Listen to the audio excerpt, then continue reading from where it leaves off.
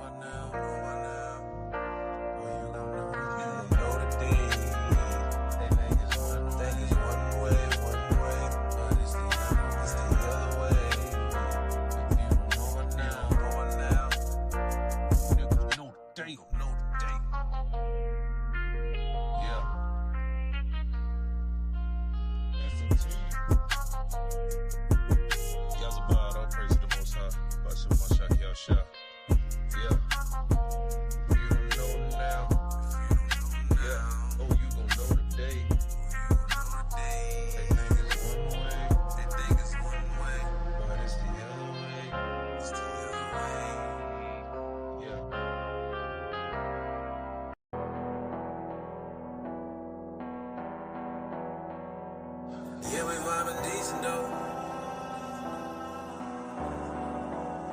I tell you, I've been on the chase, now I'm picking up the pace. Pray my soul don't go astray. How a shot come in the day, then we came on vibing decent though. In the night, yeah, he coming like a thief for sure. Man, you had plenty time, now what you weeping for? Matthew 7:23, yeah, that's gonna be the quote. Them curtains closed, then we came on vibing decent though. Yeah, we got a 1 or 2, you better teach a folk. You been warned, niggas gon' be gnashing teeth more. And they don't see the smoke, and that will come before the fire, and that's key to know. Hey, this is love, I got a one before that day approach. Isaiah 66 is burning like the heater broke. We follow the trends of the world, and now we here to lead. We sanctified indeed, it ain't impossible, you forgot what the mission be. You gon' partake of her destruction and her misery. 144K worth of blessings, ain't no Mr. Beast. Ain't no more stopping frisk, my I can cover tits. Ain't no more business with your people feeling like a risk. Ain't no oppressors, then you destroy our heart with a gift. So many curses get reversed, I can give you a list. And that's my only issue, they claiming brotherhood, but this ain't really superficial. I got a problem with my brother, not gon' go and dish you. But if the beef continues, I just say love you with you, love you with you. Now I'm picking up the pace, pray my soul don't go astray. And how a shot come in the day, then we came on vibing decent though. In the night, yeah, he coming like a thief for sure. Man, you had plenty time, now what you weeping for? Matthew 7:23, yeah, that's gonna be the quote. Them curtains closed, then we came on vibing decent though. Yeah, we got a 1 or 2, you better teach a folk. gnashing teeth and more.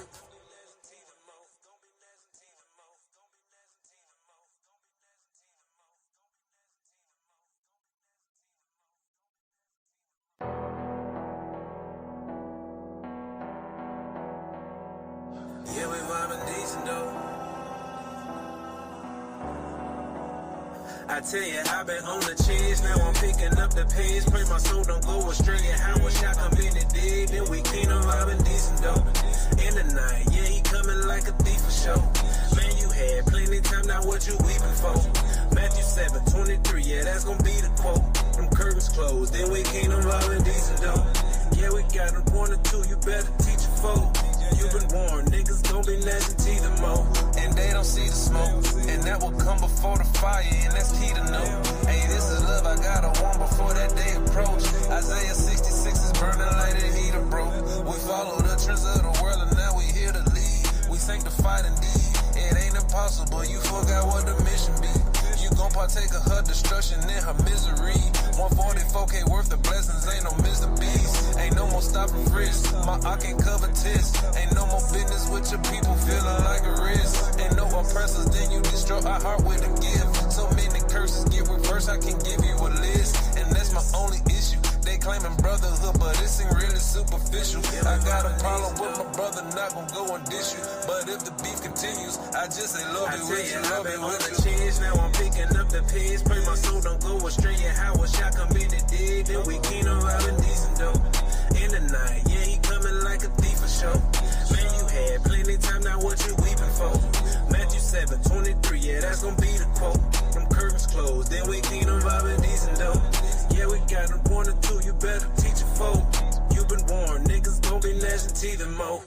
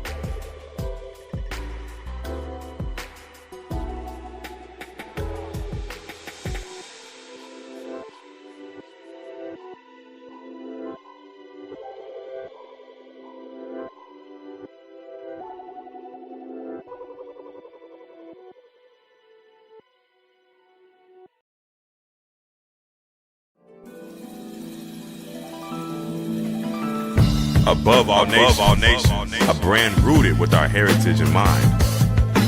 Featuring the Babylon Has Fallen hoodie, this mighty piece is a bold statement describing the times we're living in. Also perfect for keeping warm while standing firm in your faith. You won't be able to miss the vibrant Song of Solomon tee, inspired by Song of Solomon 1 and 10, a piece that represents our royal heritage that the Most High gave us. Head over to aboveallnations.shop to grab yours now. They're moving fast. That's aboveallnations.shop. Kwame Yashrala.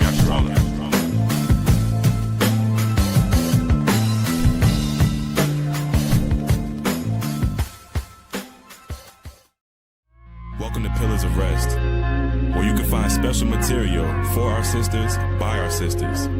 This is a Sons of Thunder exclusive platform focused on building, encouraging, uplifting, and engaging with the daughters of Zion. Here you'll find personalized and interactive content geared towards showing what it truly means to be a pillar of rest. Interviews, scripture breakdowns, tips on motherhood, marriage, and testimonials are just the beginning of the many things to learn from and enjoy in this program.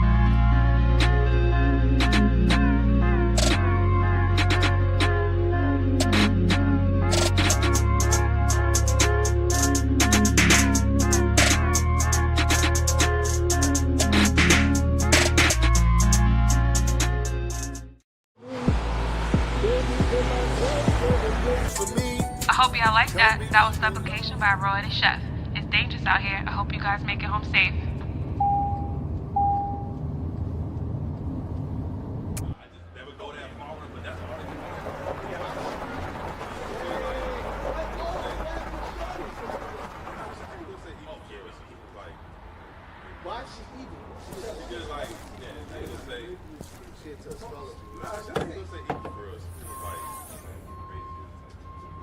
She's crazy.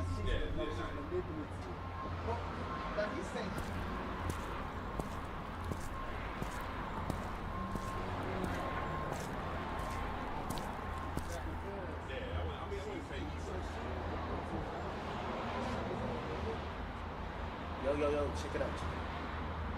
You ain't worried about that.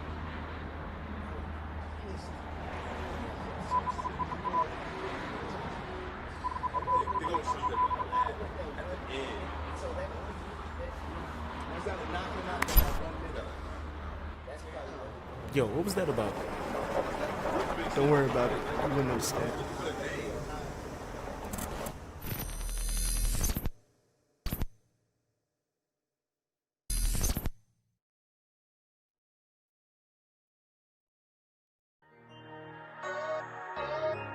Oh man, what the fuck going on, Scooter? Soldier Yatham, Siren 2, let's get it. When you bought to a lower state, you must learn to be patient. You come to serve the Lord, prepare your soul for temptation. Who trusted Yah was misled in our past generations. No one forsaken, you mistaken if you ain't obeying. No lying on no talebearing. Get thee behind me, Satan. That's my brother, no bloodshed. Get thee behind me, Satan. No idolatry, no adultery. Get thee behind me, Satan. I can't deal with my brother false. Get thee behind me, Satan. Seem like a never end the war between flesh and the spirit. I heard that voice say this the way, I pray my loved ones hear it. I'm treating sin like it got cooties, don't wanna get near it. If not pertaining to the Father, I'm sorry, I'm fearless. Won't take a left turn all right when it's a narrow path. You keep the law, you get the kingdom, I can simple math. Go sing your how all day on Hamashiach's behalf. Deny the mark of the beast, or drink from the cup of wrath. Keep your spirit pure, practice on fasting and praying. You will say you must multiply your faith and your patience.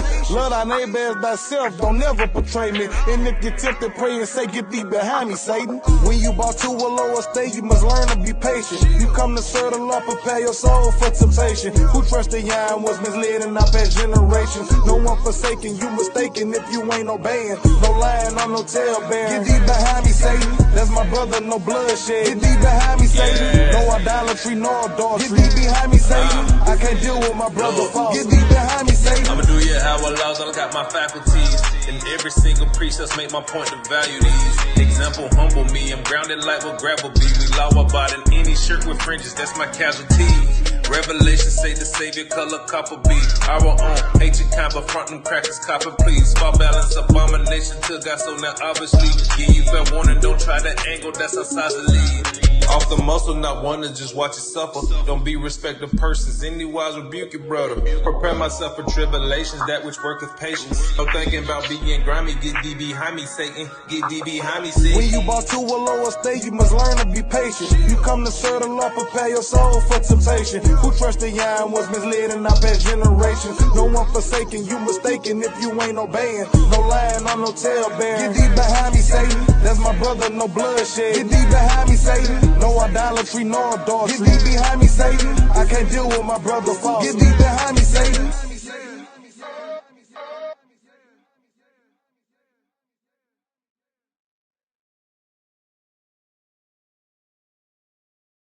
You brought to a lower state, you must learn to be patient. You come to serve the Lord, prepare your soul for temptation. Who trusted Yah was misled in our past generations. No one forsaken, you mistaken if you ain't obeying. No lying, I'm no talebearing. Get thee behind me, Satan. That's my brother, no bloodshed. Get thee behind me, Satan. Yeah.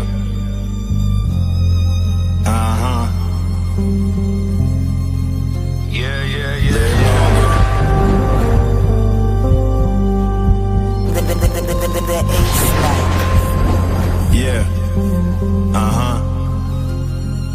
To wrestle against the evils of this world. Because the scriptures say what? We wrestle not against flesh and blood, but against principalities and evil and wickedness in the high places, man. Right? That's what you're fighting against, man. You're fighting against evil health, the bombs, the medicine, something to ease our spirit, something to ease our souls. Where's the bomb? Where's the medicine for our land? Where's the medicine for our people today? But we got it right here. When you come into this truth, you gotta know what you're signing up for. That's why the scriptures say what? If you come to serve the Lord, prepare yourself for temptation. That's how you come to conquer that challenge. Right? That's right. That purges you and makes you clean physically. But this is a great parable, but purges. Live longer. We here for what we here for. What you here for? The story to tell. I don't know where my story gonna end, but if I wake up, I'll do it again. I just gotta live longer.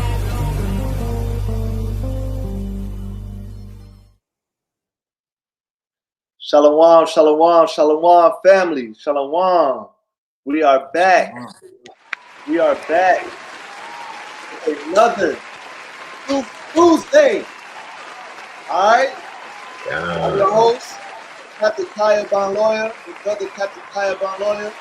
Not with me today. Kaya. All right. Also with me today, Officer Clobber Holla, man. Give it up for the brothers. All right. Give it up for the brothers, man. Shalom, beautiful family. Shalom. And I apologize, right? I apologize for missing last week, right? For missing class last week, Tuesday, man. Right? But you know, had to deal with some things and whatnot. But we here, man. All right, we are here. We are back, and we got a lot of information. A lot of information coming out tonight for y'all. All right, a lot of information coming out tonight. I see all my family in here, man. I see all my PORs in here. Right? I see my soldiers in here. My captains are in here. Shalom to all of y'all, man. Shalom, shalom, shalom. God. Shalom, shalom. See some prospects in here. Shalom, family. Shalom. All right. Y'all know how we do, man. Y'all know how we always do, right? If you want to join the camp, make sure you send an email to sotisraelites@gmail.com. All right. You can scan this QR code for all of our links, that being our Patreon, YouTube channels, Instagram, Facebook, TikTok, whatever it may be, whatever links we have, you can scan it right here, and it'll take you there, right? It'll take you straight to our link tree. All right. You can also donate using Zelle. We don't use Cash App anymore. We don't use Cash App anymore, but we do use Zelle, sotisraelites@gmail.com, and PayPal. Same thing, SOTisraelites@gmail.com, right? If you have it, within your spirit to donate, no donation is too small. All right, no donation is too small.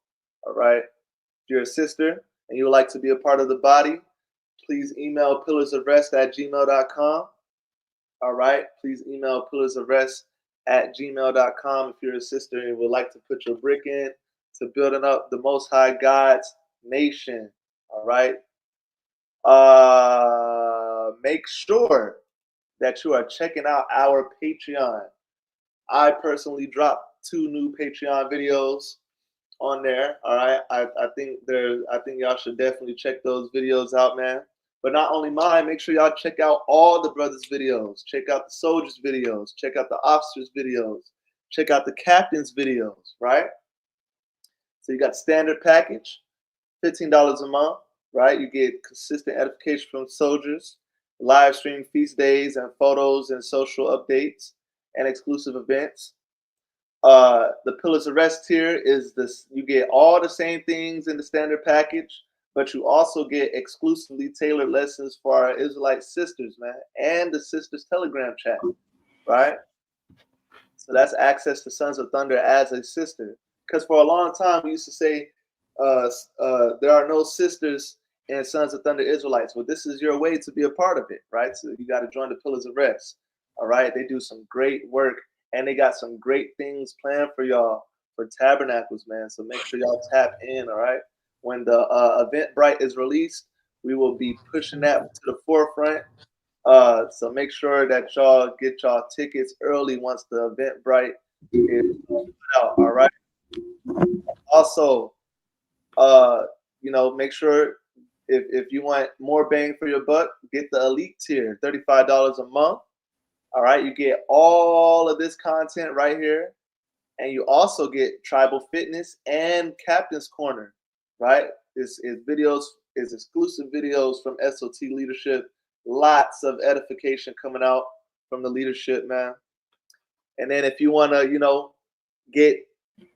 want to go all out, man, make sure you get the executive package, $50 a month, right? You get all of this content as well, right?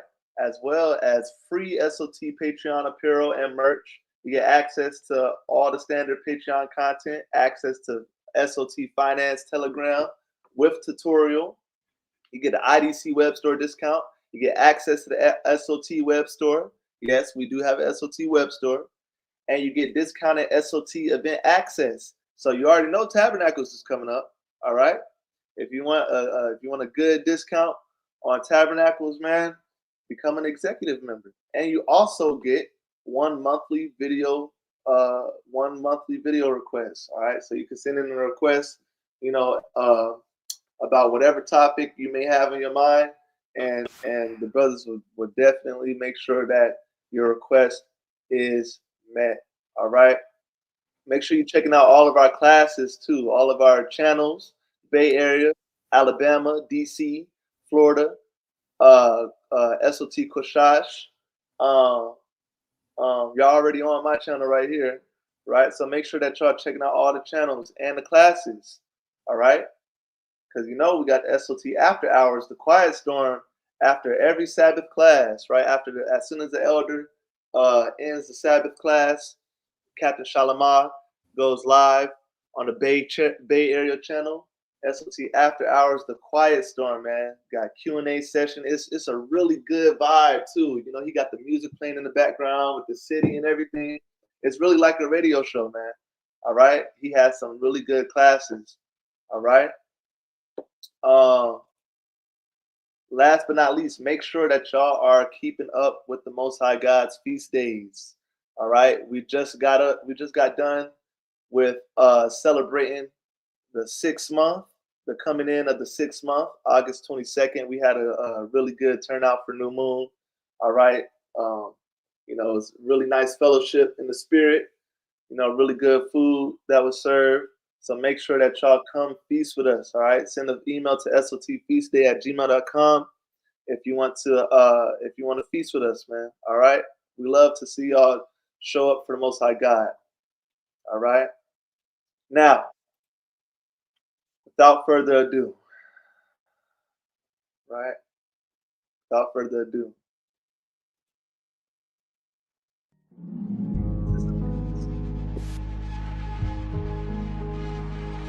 Get into something, right? All right? I gotta show this guy right here because I'm not gonna lie to you. Class tonight is considered a conspiracy theory. All right? It's considered a conspiracy theory. It's a lot of evidence. It's a lot of connecting dots. But I'm being 100% honest with you. It's not 100% definitive fact. Okay? I'm being transparent with you. Right? That's right, surprise. Right? It is about to get spooky, man. Is this what we're talking about? We're talking about the puppeteers behind World War I. Okay? And it's some things that will get you looking like this. You're going to be making that face, man. I'm going to tell you. All right? I stop. We're scaring them. Right? We're scaring them. Let me get them off screen. Right? I'm being honest with y'all. I'm being 100% transparent with y'all. Right? I'm being 100% transparent with y'all. This is considered a conspiracy theory. Okay? But when we start connecting these dots, y'all gonna be making the same face as Detective Dokes. All right? Now, Detective Dokes was always on Dexter's heels all the time. He was right there. But he just lacked the 100% definitive proof. Being honest. But he was right. He was always right. Okay? So, now that we set the tone and I made the disclaimer, let's get into this lesson. All right? Let's get into this lesson. All right? Abaya, you wanted me to show the video first or the document? We could go to the video first, and just kind of talk about like the Rothschild just a little bit, just to get like some of the backstory and the history concerning his family that Adawan is going to be going into, which is considered conspiracy theories. So what we're about to show is the French and England War that took place with Napoleon and major figures of the like, and how the Rothschilds were a part of this, and how they, had a major come up through this war, right? And how they just keep coming up through wars in history. So before we jump into the video, a quick note for y'all to know is that the Rothschilds, they started in Germany, right? And we was going into 2 weeks ago, we was going into a stolen identity, and how, the Jewish people today, how they've stolen our identity, and how the Khazars and different European, Caucasian people have taken on the identity of being so-called Jewish, right? And so we jumped down a couple centuries later into like the late 1700s, early 1800s. And then when Adawan Kai gets into the 1900s, we see this family come up, and they're the Rothschilds, right? And somehow, some way, they have all their roots in nobility within the German court, right? So they start in Germany. They found their first bank in Germany, And through their father, Mayor Rothschild, is when they spread. He sent out his 5 sons, and 2 of his sons are involved in this war right here that we're about to look into. And somehow, some way, all his sons, they all become married to nobility. Like they all, you know what I'm saying? So if you can't, I don't want, we're gonna jump to 5 minutes and 12 seconds. Absolutely. And before I get into this video, right, the importance of this lesson, family, like the brother brought out, right, how we recently just went into the identity theft, right, that we experience as people, our stolen identity that the fake Jews over there have obtained, right? The importance of this lesson is to understand the mind of your enemy, right? You have to know thy enemy, right? You got to understand his ways, because the scriptures say what? We are not ignorant to Satan's devices, right? So you got to understand the mind of your enemy, understand his strategy, right? So that you can know how to combat it. Now, ultimately, we have the Most High God on our side, right? So, you know, man's arms are too short to box with the Most High God. The things that unfold in this world are prophecy being fulfilled, right? So all these things that are unfolding is by design or the Most High God ultimately to establish and raise up the children of Israel once and for all, right? Mm-hmm. However, we do have to understand that we still do live in this world, right?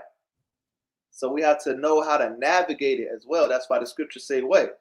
Be ye wise as a serpent, but harmless as a dove, right? So we have to move with wisdom out here. And a part of moving with wisdom in this society, in this wicked world, is by understanding the mind and the tactics of your enemy. Because I'm telling you, these people, listen, these are not even people. I'm telling you this right now, right? Now, I'm going to give y'all a little sneak peek of something. I'm not going to go into it, but I'm going to give y'all a little sneak peek of something.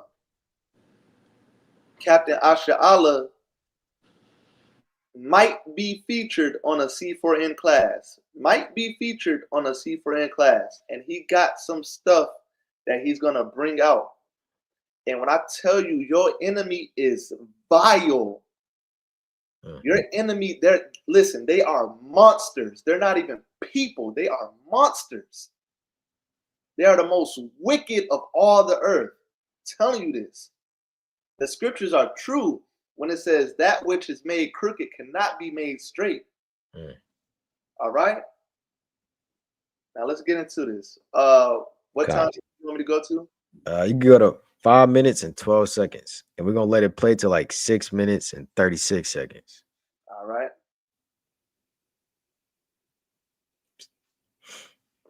Now, y'all know how we do, man.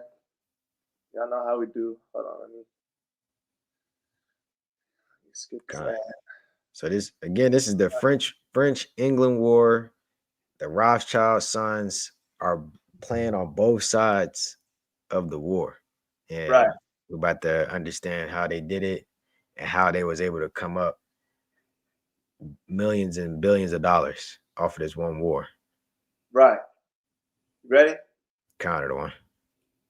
For them, wars provided the best opportunities. The French Revolutionary and Napoleonic Wars between 1792 and 1815 proved especially profitable for them. The Rothschilds provided loans to warring princes. They engaged in smuggling and legal trading of essential products like wheat, cotton, colonial produce, and arms, all of which facilitated international payments between the British Isles and the continent, despite Napoleon's efforts to block British trade. The strategy was simple yet effective. By funding both sides, the Rothschilds ensured that regardless of the war's outcome, they would be the ones profiting. So on one side, you had Jacob Rothschild based in Paris, funding Napoleon Bonaparte's war efforts. On the other side, you had his brother, Nathan Rothschild, stationed in London, financing the British side, led by Lord Wellington. Ultimately, though, as the war progressed, it became very evident that Britain's victory would be more profitable for the Rothschilds' financial interests. And so Jacob Rothschild began limiting his funds available to the Napoleonic army. And at the same time, on the British side, Nathan Rothschild started increasing his funding efforts, ensuring Lord Wellington had the necessary financial resources to continue the fight. And so, because of one family, the fate of the entire European continent would be impacted. Nathan, being the financial genius that he was, also made plans to buy up British bonds very early in the war. Now, he had a lot of foresight because you see, earlier on in the war, where we at? Yeah, 641. So as you can see, like they're funding the wars on they're funding the war on both sides, like through two different countries. And like we were saying earlier, their father sent his sons out, established these banks in 5 different countries. They established them in Austria, Italy, England, France, and of course Frankfurt, Germany, which is kind of like your first international banking system, if you will. And through this war alone, Nathan Rothschild was able to like amass so much money to where now, like we're gonna see in the PDF that we're about to read, that he was able to then take that money and loan it back to France. So now France is using Rothschild's money to rebuild their country, right? So if you can, I don't. We're gonna look at the PDF, and we're gonna go to page 18 just to reinforce that thought. Now check it out, right? Check it out, right? Family, pay attention. Pay close attention to what the brother Abias said. The brother Abias said that the Rothschilds, right? They were sent out into these countries to establish themselves. Now, if you're not familiar with the Rothschild family are their origins are Ashkenazi Jew, right? They are an Ashkenazi Jewish family, and they were sent out into these countries to establish themselves and to weave their way into their governments, right? Now, the brother Abaya says something very key. He said these two brothers funded both sides of the war, right? They funded both sides of the war. This powerful Ashkenazi Jewish family that were sent out into these countries, and they were funding both sides of this war.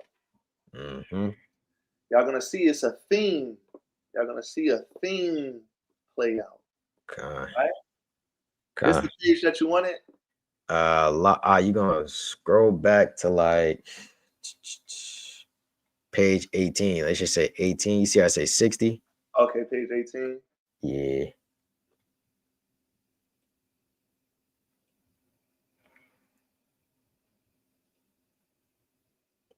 It should be, it should usually be page 18, even on you. So go up a little more. Here we go. Like right here. So right there, that last paragraph where it says in review, we're just gonna jump down to where it says all 5. Can y'all see that? We can see it. Okay. So it says towards the latter half of the paragraph, it says all 5 of the original sons were inducted into the nobilities of various countries during their lifetimes. It says the Napoleonic Wars specifically propelled the Rothschilds into global banking power. And with the money gained throughout the conflict, the Rothschilds loaned hefty sums to the ruined French people for their, can you scroll down?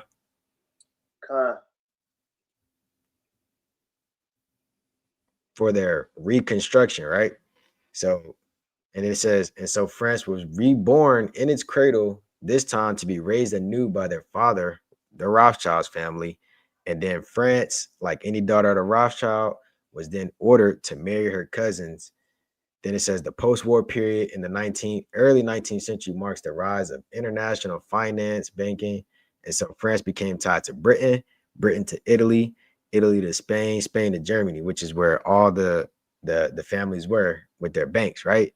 And as far as that marrying her cousins or whatever like that, like even that gets extremely wicked and nasty, because this family committed incest like none other that you've ever seen. Like they have the first, after they call them the first double cousins, where they grandparents was the same on both sides. So they mom and dad had the same grandparents, as well as their dad's mom and dad was the same or something like that. Like it's wicked and disgusting. So like either they married their own family, or they only married like nobility, somebody who worked like in the government, somebody who was a prince or something of that nature. Like they didn't marry like nobody outside of that type of ilk, right? So again, it says, in a word, all of Europe to global banking, and thus to the Rothschilds. So the European global banking system, whatever you want to call it, is linked to the Rothschilds simply because of their institution of creating 5 different banks in 5 countries to fund all these different wars and mass things. And France and Germany and France and England are not the only countries that they would like fund. Like they fund Brazil, Prussia, Austria, Great Britain, so on and so forth, because of like other ties that we're going to get into in a later lesson. We're going to get into a little Freemasonry. They got ties to that type of stuff, right? So they get real deep. But I hear other one. Now, mind you, right? He just showed you that the Rothschilds, right? Where does it say that? It says the Rothschilds directly to the ruling governments of various European countries in the period of 1817 to 1848, right? The following is by no means the full extent of the Rothschilds, but it certainly helps gives perspective. So, and it has all these different countries named up here at the top, right? France, Spain, Germany, Italy, right? Yeah. Britain. I think if you scroll down, it's got like a deeper list of like some of the other countries. Oh yeah, Prussia, Austria, Naples, Sicily, right? Yeah. Sicily's in Italy, right? Brazil, France, right? Now, I want y'all to understand something. The Rothschilds basically control the European banking system. That's what this is essentially showing, right? That's what this is essentially showing. The Rothschilds control the European banking system, and also this is from archives.org, just so y'all can have a reference, right? Oh, yeah, it's called Rothschilds by Jay Volker. Put that in the chat. Now check this out, family. Remember, this is classified as a conspiracy theory. We tried to find information on a man called Jay Volker. We couldn't find any information on him. You see how fair? You see how fair? I'm gonna be fair. SOT is gonna always be fair, guys. Right? We didn't find any information on a man or woman or whoever, man or woman, called Jay Volker. Right? We personally came to the conclusion that could have been an alias, right? Because we couldn't find any information on this person called Jay Volker, right? Now, let's go deeper, right? So we see the tactics that the Rothschild family has been using for centuries, right? Spread out, infiltrate, marry your way into high status families, into governmental powers, into monarchical structures, right? and influence your way into their revenue systems, right? Until eventually, now we have control of pretty much the entire European banking system. It's very important, guys. This is very important. By the way, this is an Ashkenazi Jewish family. Just thought I should throw that out there. Right? Go ahead. Is it if I get a precept real quick?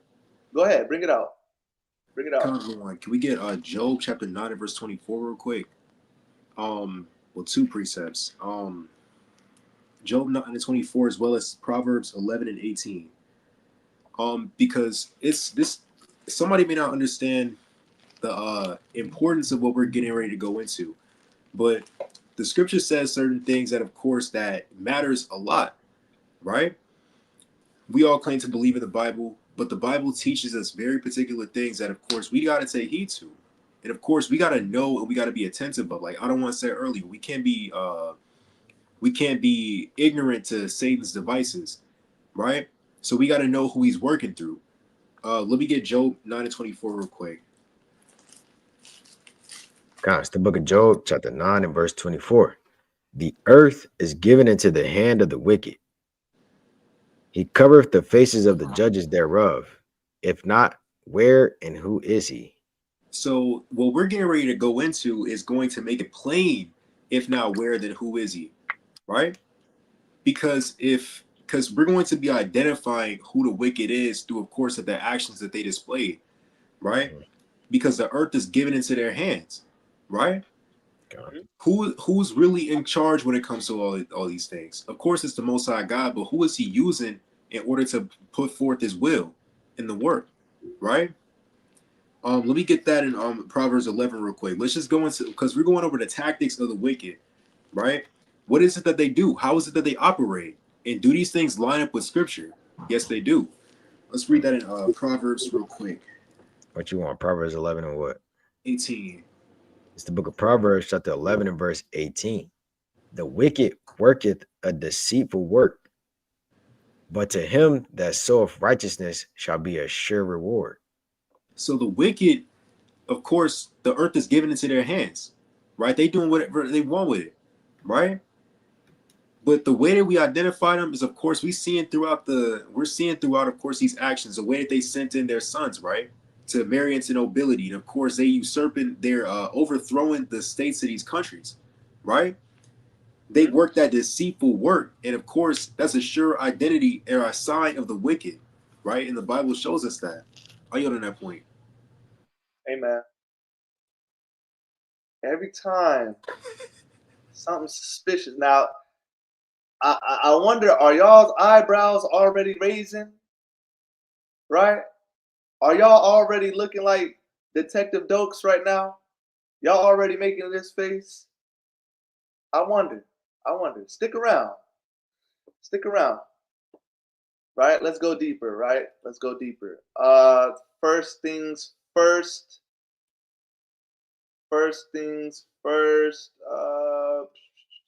No, that's not it.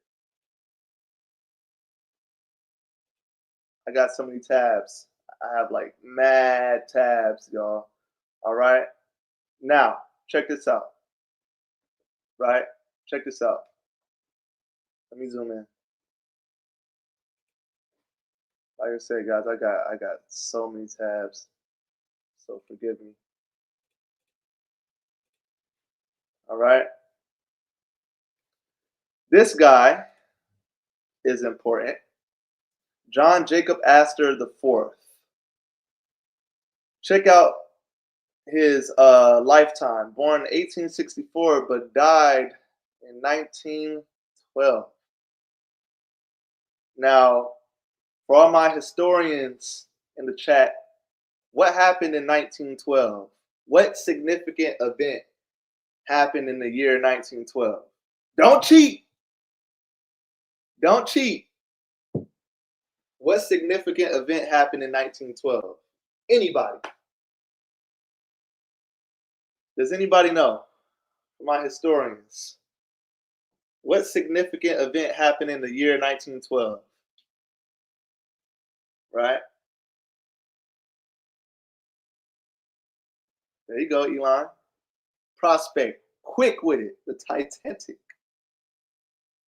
The Titanic, right? The Titanic sunk in the year 1912. All right. Now, this is important. Listen, we're trying to connect the dots. Y'all know when y'all watch the detective shows, you got like the pictures and the maps and stuff, and they got the red strings and the thumbtacks and everything. That's what we're doing right now. We're about to connect the dots. So in 1912, the Titanic sunk. But this is important because there were some very prominent figures on board the Titanic, right? One of them was John Jacob Astor IV. He was an industrial and commercial leader, right? This is him right here. Right? Colonel John Astor is best known as one of the founders of the Waldorf Astoria Hotel, the landmark hotel in New York City, which he built in cooperation with his cousin, who was named Waldorf Astor. He is also fairly widely known for his drowning in the sinking of the Titanic in April 1912, when he was only 48 years old, right? Now, John Jacob Astor IV was born in Rhinebeck, New York, on July 13th, 1864, right? And he was a member of, he was a son of William Astor, a member of the well-known Dutch-American Schimmerhorn clan. I hate these European names, which had been quite prominent in the development of New Netherlands, right? So this guy comes from a very powerful and prominent family, right? John Astor's mother was a granddaughter of Anna van Cortlandt, a member of the wealthy Dutch-American Van Cortlandt family, who also belonged to the early settlers of New Netherlands. So John Astor had a strong Dutch-American background.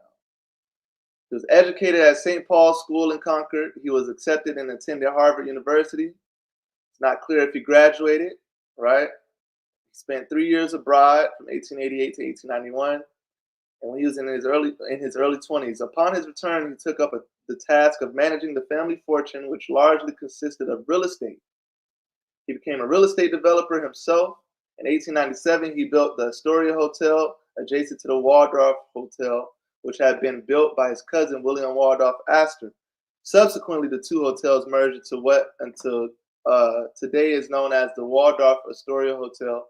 Later, he also built the Hotel St. Regis in 1905 and the Hotel Knickerbocker in 1906, right? So we see that this man had a prominent background in real estate, right? And business, real estate and in business. He had a prominent background in that. Also came from a very wealthy family, right? And he was aboard the Titanic in 1912 and died. Now, the reason why this guy is important is because it's widely reported, but also refuted. Because again, I'm gonna be fair. It's widely reported, but also refuted that this man was in opposition to the establishment of a central bank, right? Central bank being the Federal Reserve, right? Let's look at another guy. This is just one of them, right? This guy, Benjamin Guggenheim, right? Benjamin Guggenheim was born October 26, 1865 in Philadelphia, Pennsylvania, and died April 15th, 1912 at sea in the North Atlantic Ocean.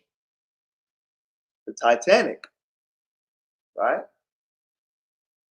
Now this guy, he was an important art collector and patron of the abstract expressionist artists in New York City. Although Benjamin Guggenheim led the life of a successful business executive, he is remembered primarily for the way in which he met his death in 1912 on the Titanic. Right? Now this guy was also, right? This guy was also reportedly in opposition to the establishment of a central bank, right? That being the Federal Reserve, right? There's one more.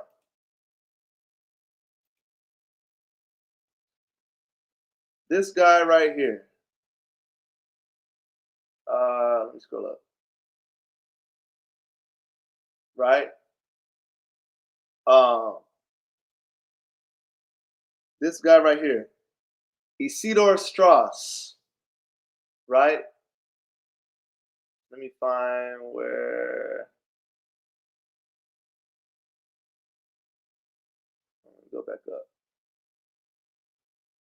Isidor Strass. Right?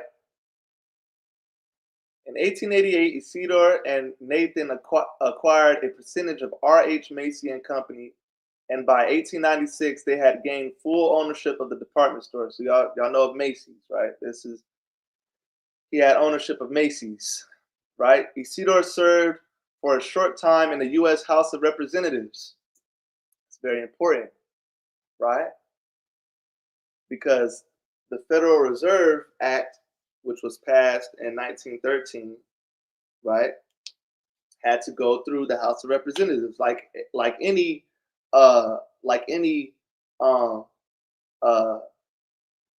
legislative law or whatever it may be that wants to be established in the United States of America. It has to go through a process, right? Now he was also reportedly in opposition of the establishment of the Federal Reserve. Some say that he was in support of it. So it's mixed reports of his involvement in that, right? But subsequently, he and his wife perished aboard the ocean liner Titanic in 1912.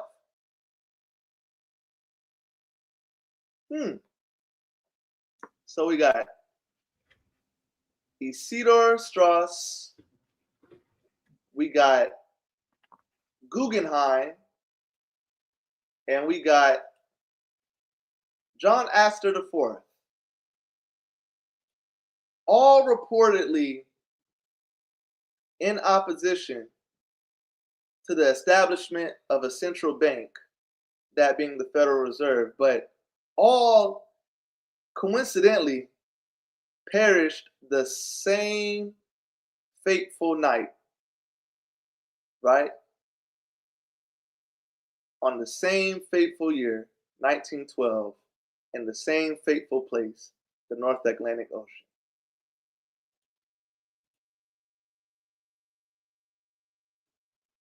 I know you niggas' eyebrows are raising right now, man. I know it. Listen, I know it. Look at Niall. He making the face already.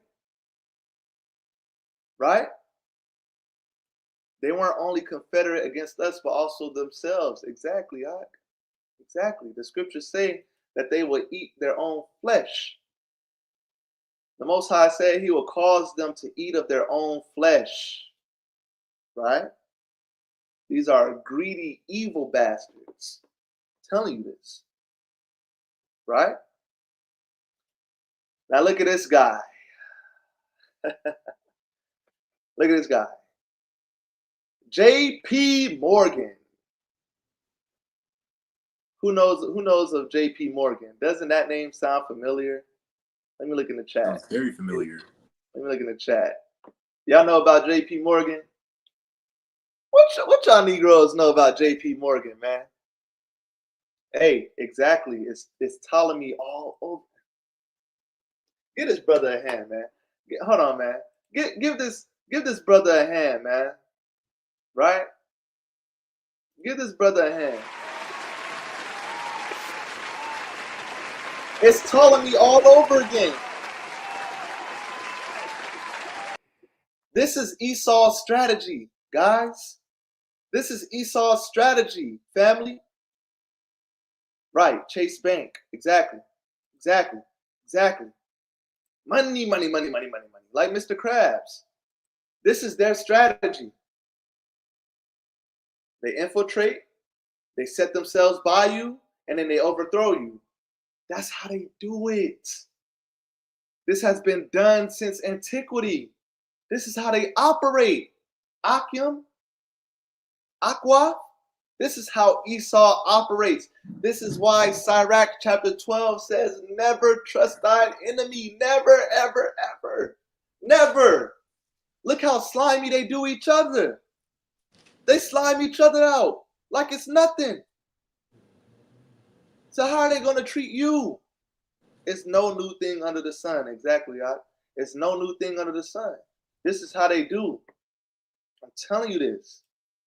Right? Go ahead. Yeah, that's why the scripture says, remember the days of old and to inquire of the former age. Like, you got to look back at these things, right? Because that's how you're able to tell what's getting ready to, because again, the thing that have been is that what shall be done. Mm-hmm. So that pattern, it begins to repeat itself, of course, as you go throughout history. And it's the same people when you look then and when you look now. I get on that point. It's the same people. The same people, right? Check this out.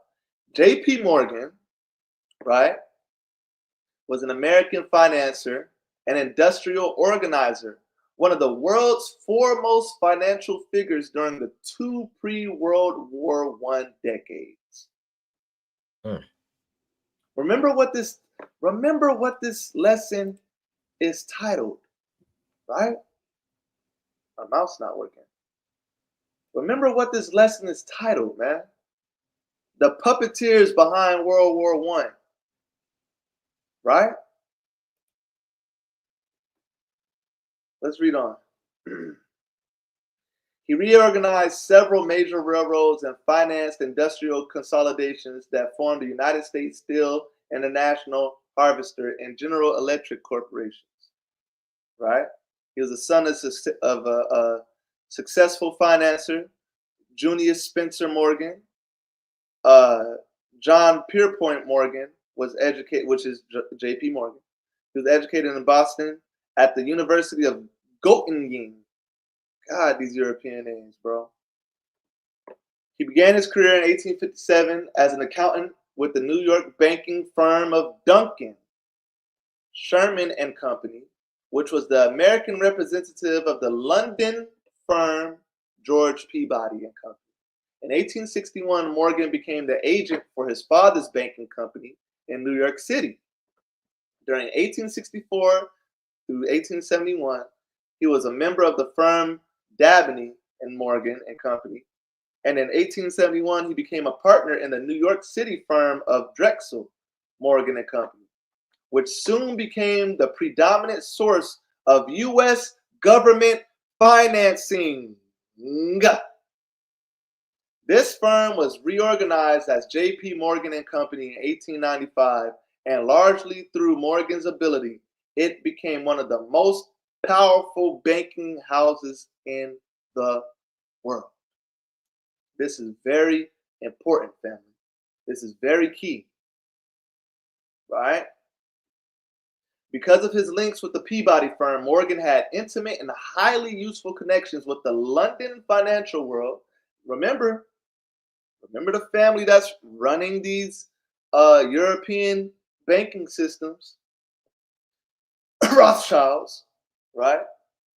And during the 1870s, he was thereby able to provide the rapidly growing industrial corporations of the United States with much needed capital from British bankers.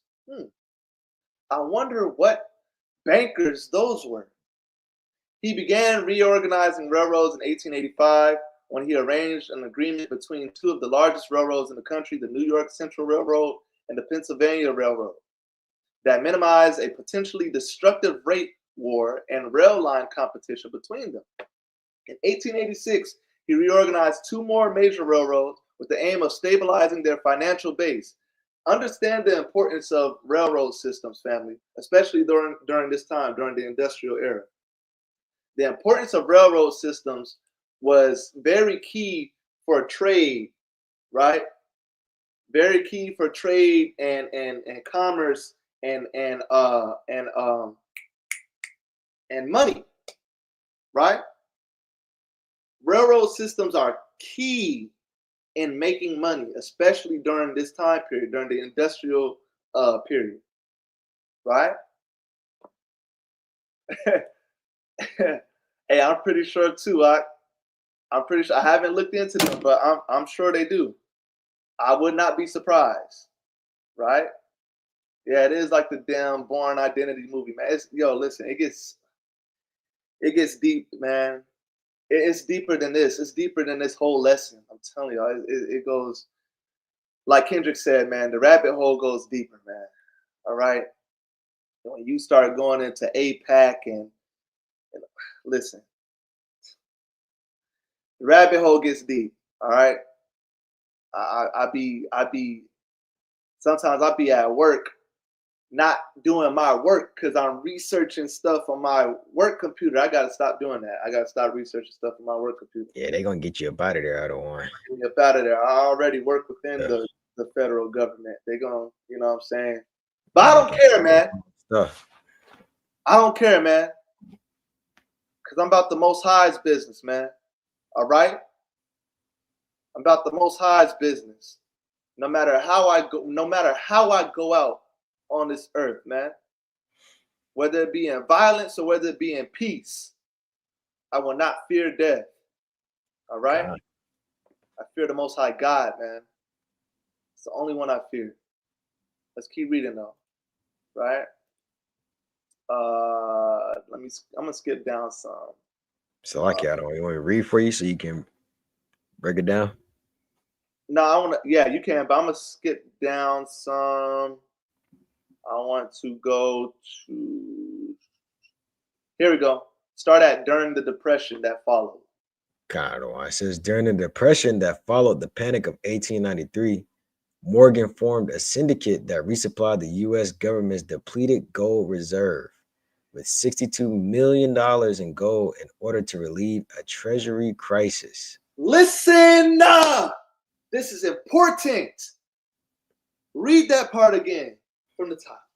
God, it says, during the depression that followed the Panic of 1893, Morgan formed a syndicate that resupplied the U.S. government's depleted gold reserve with $62 million in gold in order to relieve a treasury crisis. This is your beginning, right? Family, is my screen dark?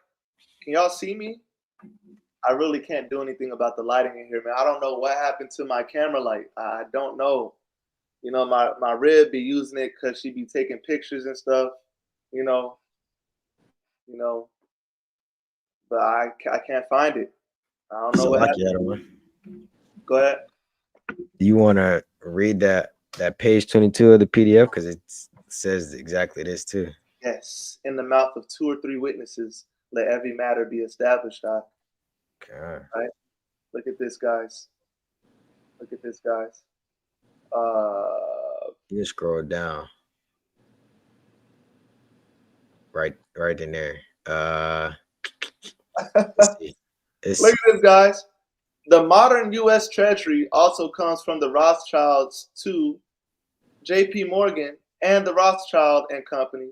Bank loaned 3.5 million ounces of gold, about $66 million in today's money, to the U.S. Treasury in 1895 to prevent its bankruptcy, meaning the modern U.S. Treasury, thus the modern U.S. government itself, since one must remember, a state is no more than the political superstructure of an economy, was built on the demands of Rothschild and Morgan.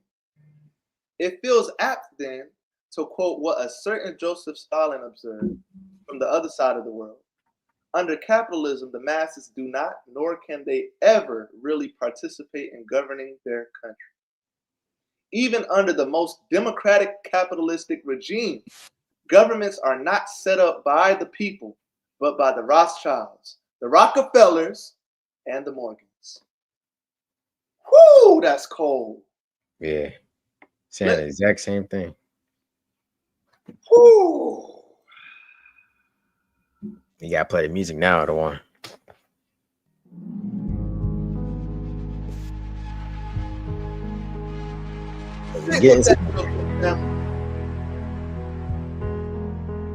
Think. The other mean think, Mark. Think.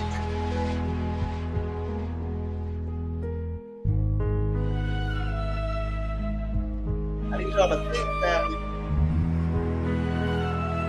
Right? I need y'all to think, man. Put your thinkers on. Put your thinkers on. We're connecting the dots, man. All right? Connecting the dots. Let's go back to so we see it says essentially the same thing, right? They just make the sources just differ between the number, just by a few, right? But it's the same thing. 3 years later, he began financing a series of giant industrial consolidations that were to reshape the corporate structure of the American manufacturing sector. His first venture in 1891 was to arrange the merger of Edison General Electric and Thomson Houston Electric Company to form General Electric, which became the dominant electrical equipment manufacturing firm in the United States. Look, you see what's the word? Monopolistic power structure they're establishing. Right? This is crazy, man. Let me jump down.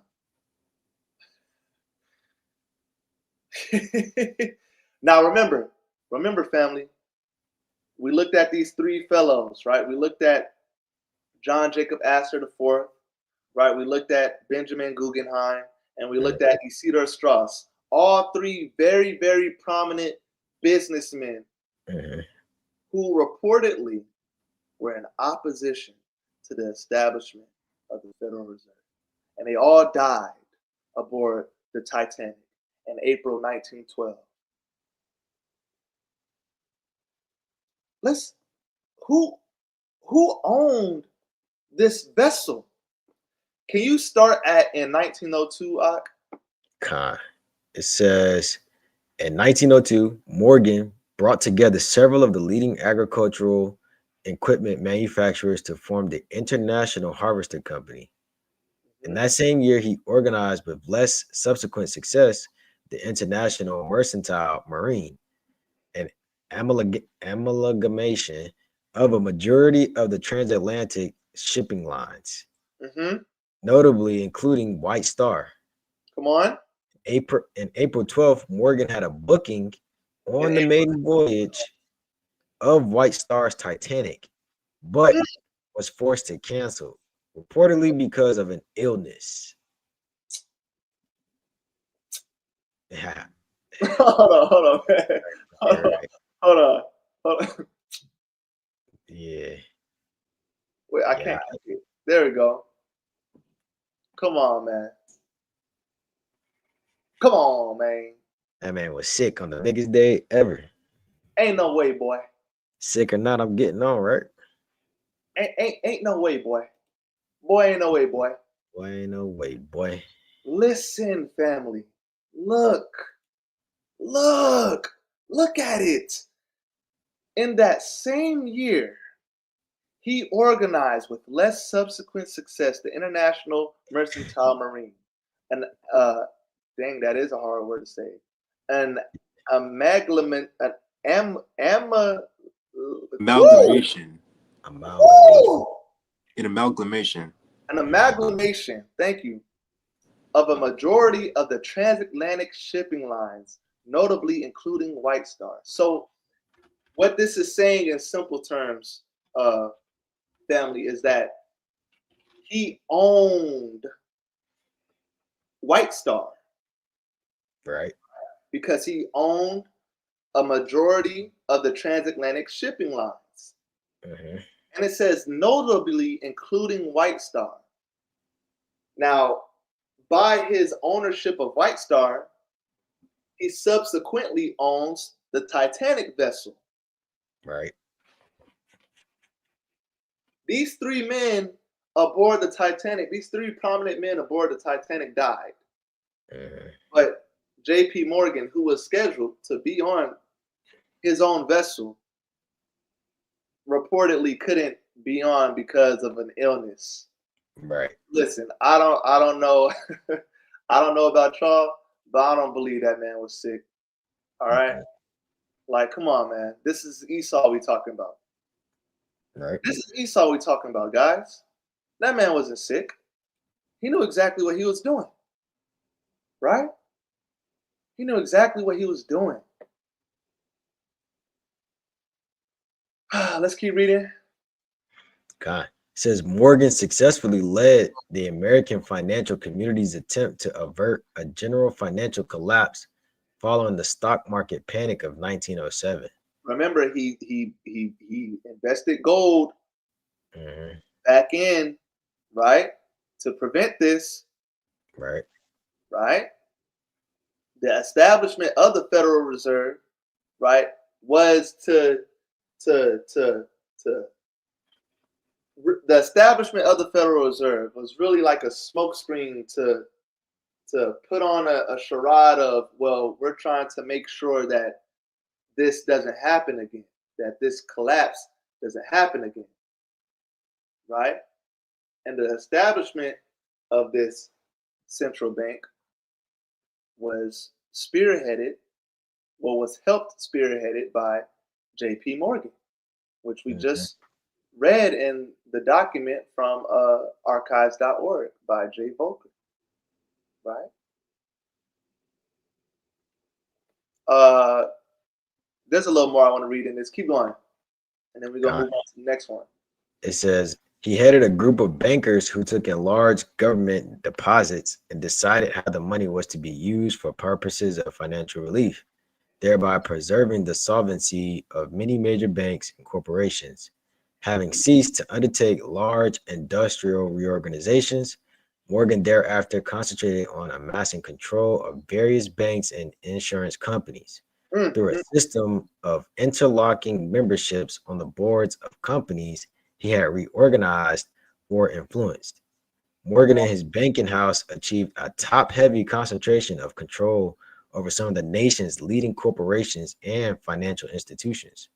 This earned Morgan the occasional distrust of the federal government and the enmity of reformers and muckrakers throughout the country. But he remained the dominant figure in American capitalism until his death in 1913. Right? Now watch this.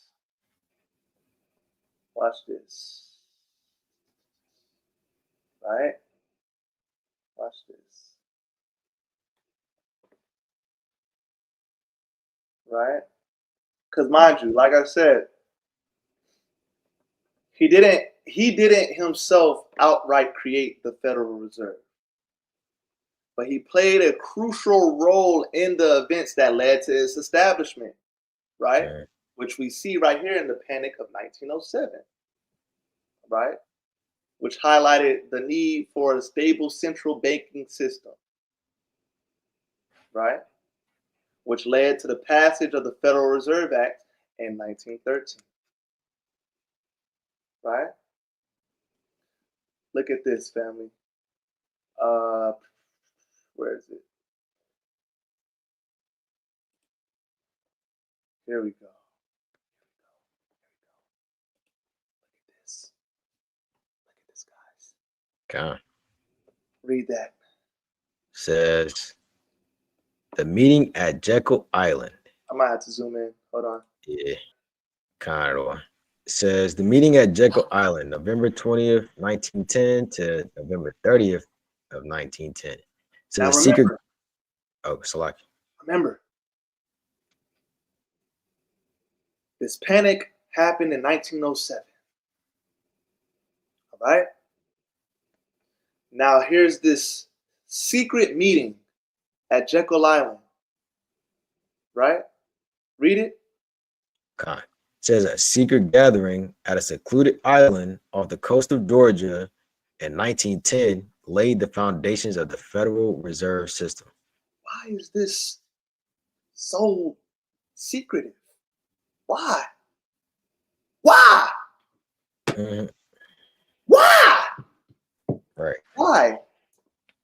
Why is this kept under wraps? And for so long too, we're gonna see when it was finally revealed that this meeting took place, right? Why was this kept under wraps for so long? And why did the three men that reportedly opposed the establishment of said system, why did they all die the same year, same month, same place, same way? Why? Why?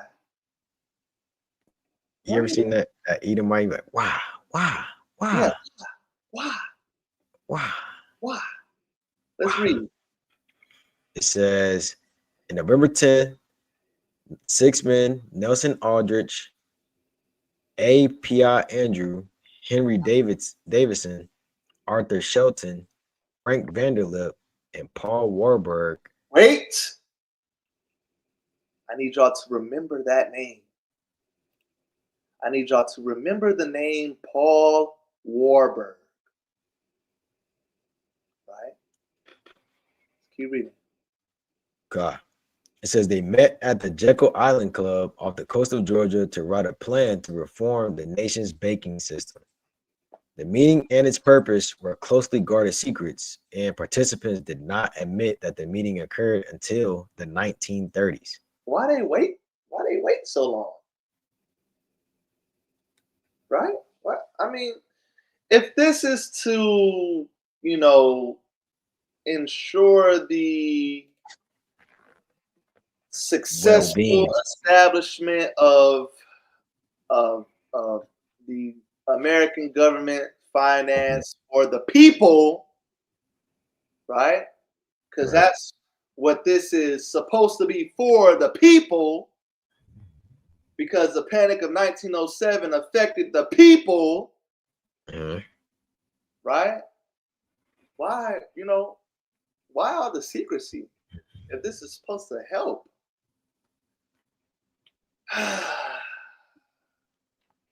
What you're witnessing, family, is the establishment of a private banking cartel. Yes, I said it. That is essentially what the Federal Reserve is, a private banking cartel. That's what it is. Right? They monopolize the whole scene, the whole scene. Yeah, so our enemy has been playing chess for a long time. Right? Keep reading. God. It says, but the plan written on Jekyll Island laid a foundation for what would eventually be the Federal Reserve System. The need for reform.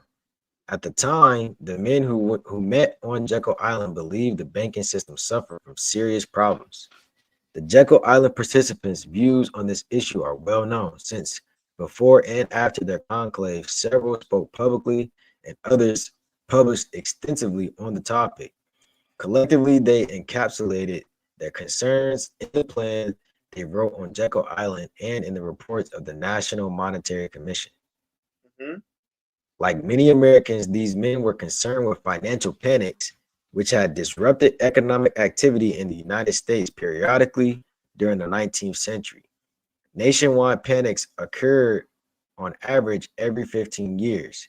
These panics forced financial institutions to suspend operations, triggering long and deep recessions.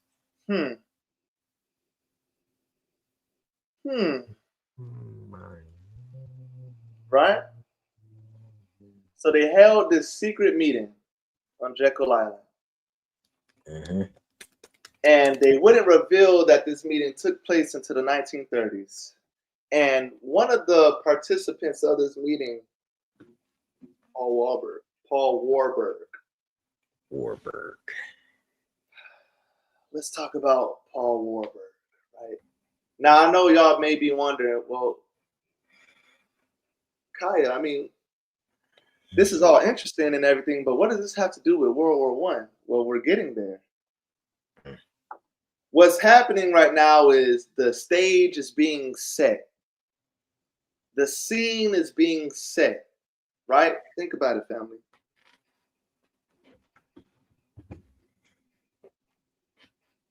How do countries, right? Or you know what? I'll just stick to one example.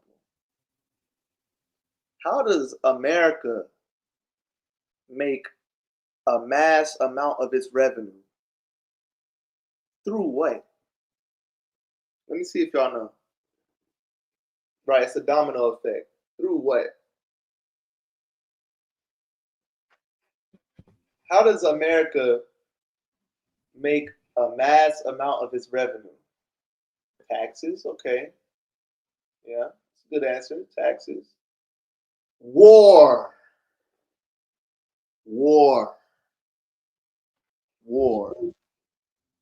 Yes. Oh, y'all know he know. y'all know he know, man. All right. Definitely not gonna put this brother's business out there. But y'all know he know. All right. That's one of the mighty captains, man. All right. War. All right.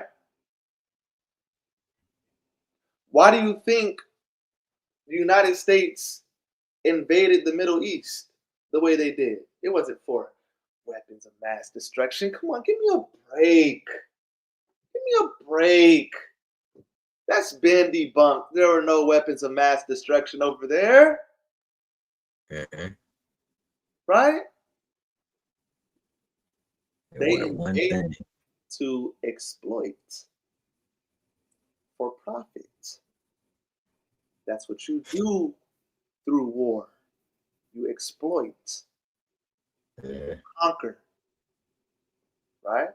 It's been like that for centuries, family. For centuries. It's been the same way, same playbook. And it always works for them. I guess if it ain't broke, don't fix it, right? Right? Because Slovakia. Go ahead. I'm about to say, like, I mean, it's not too many regimes where they've been able to like infiltrate their roots this deep to where it can last this long, like the way that, you know, the current world order is set up. And that's all due to like what we bringing out tonight. Like a lot of the other ones, like they just conquered, war, pillaged, set up systems and things of that nature. But to amass this global domination and monopolization like they have is they've done it to another level, I will admit. Yeah. Right. Now check this guy out. Right. Let me share my screen. Hold on.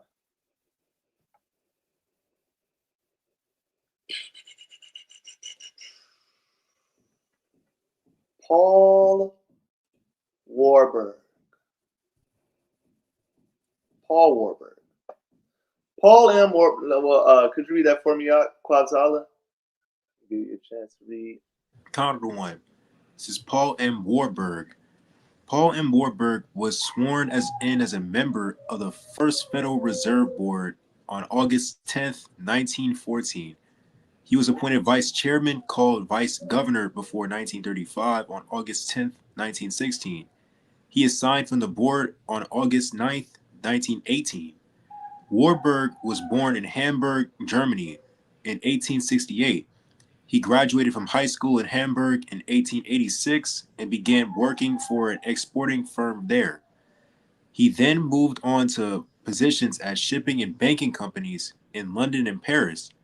He returned to Hamburg in 1895 and became a partner in the banking firm M.M. Warburg and Company, founded by his great-grandfather. Warburg was a partner in the family firm until 1907. However, in 1902, he moved to New York City and joined his father-in-law's company as a partner overseeing international loans to several governments. In 1911, he became a naturalized U.S. citizen. Warburg was a partner in the family firm until 1907. However, in 1902, he moved to New York City and joined his father-in-law's company as a partner overseeing international loans to several governments.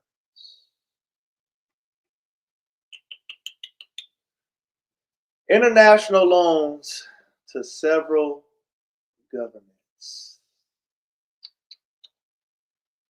Remember that. Keep reading. Where it says Warburg was considered. Slucky. It also Slucky if my background is my upstairs neighbor. It's okay. Counter to one. Continuing on. If it gets to yeah, just let me know. Whatever. Yeah, just let Abaya read. Counter to one. Reading on. Warburg was considered one of the top authorities on central banking, both in Europe and in the United States. It was active in the monetary reform movement taking place in the United States in the early 1900s. Wait a minute now.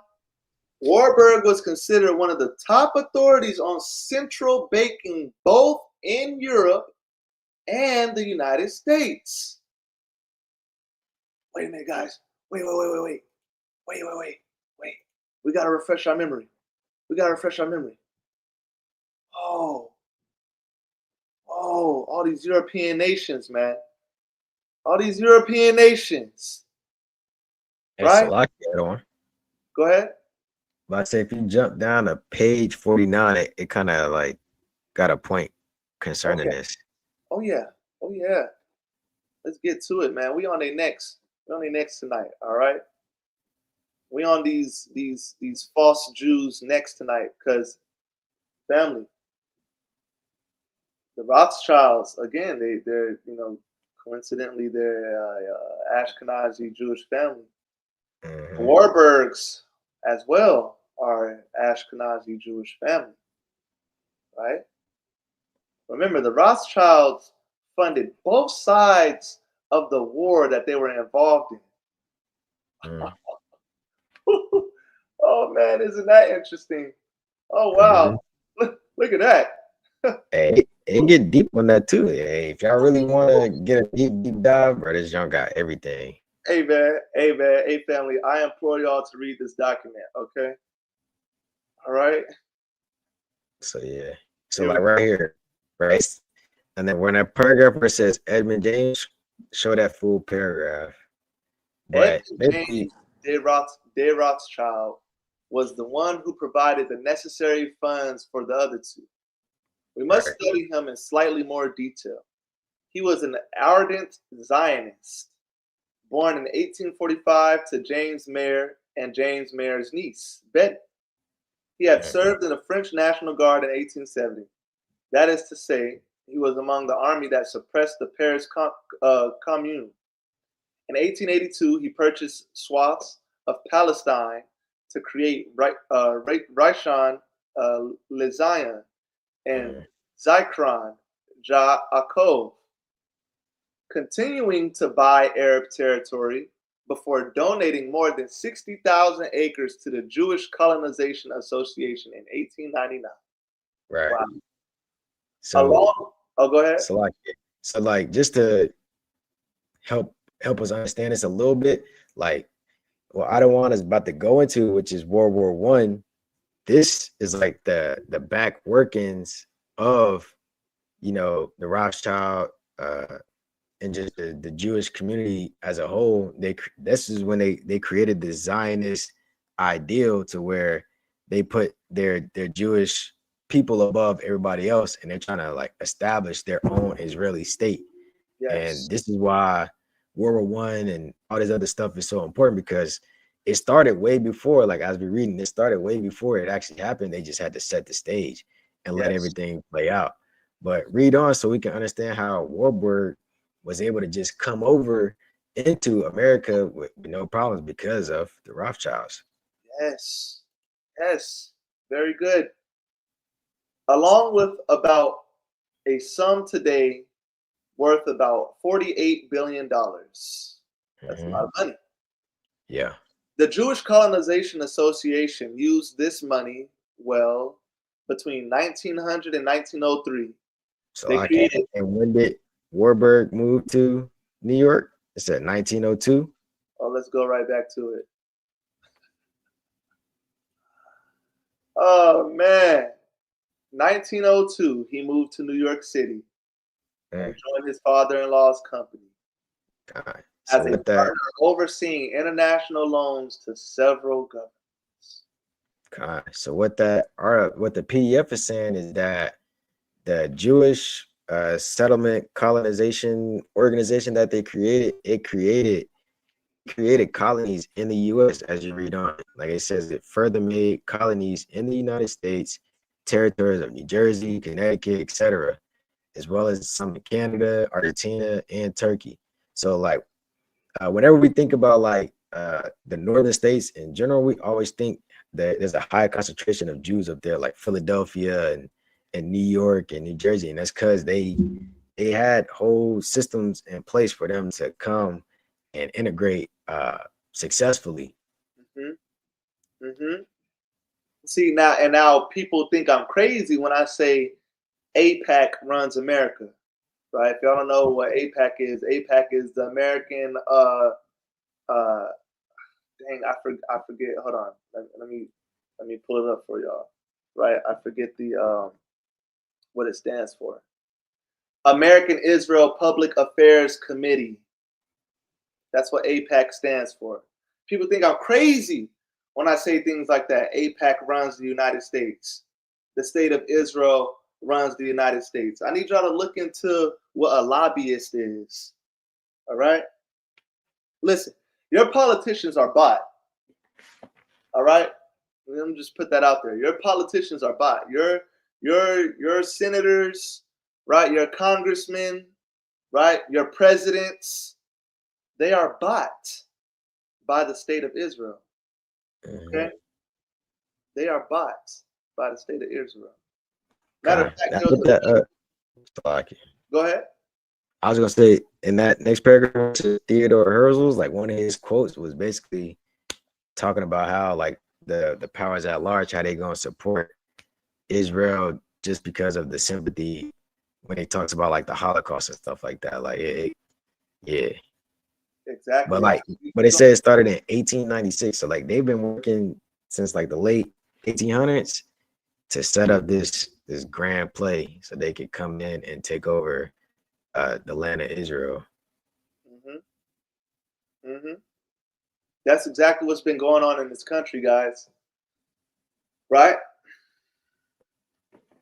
That's why you cannot convince me that these people are not the synagogue of Satan.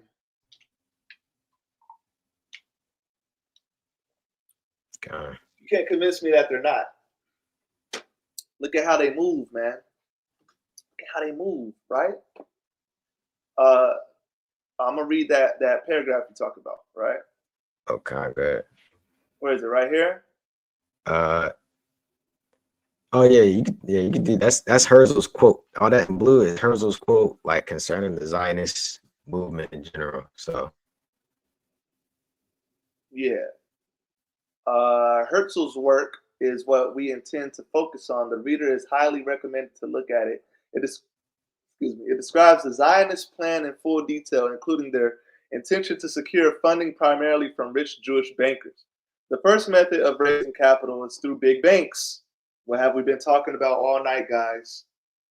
Big banks. What we've been talking about all night. The required sum could then be raised in the shortest possible time among the large financial groups after they had discussed the advisability of the course. Many latent political forces lie in our financial power. That power which our enemies assert to be so effective. The credit of our great Jewish financiers would have to be placed at the service of the national idea. The realization of this plan will afford an opportunity for drawing a clear line of distinction between them and the rest of Jewry.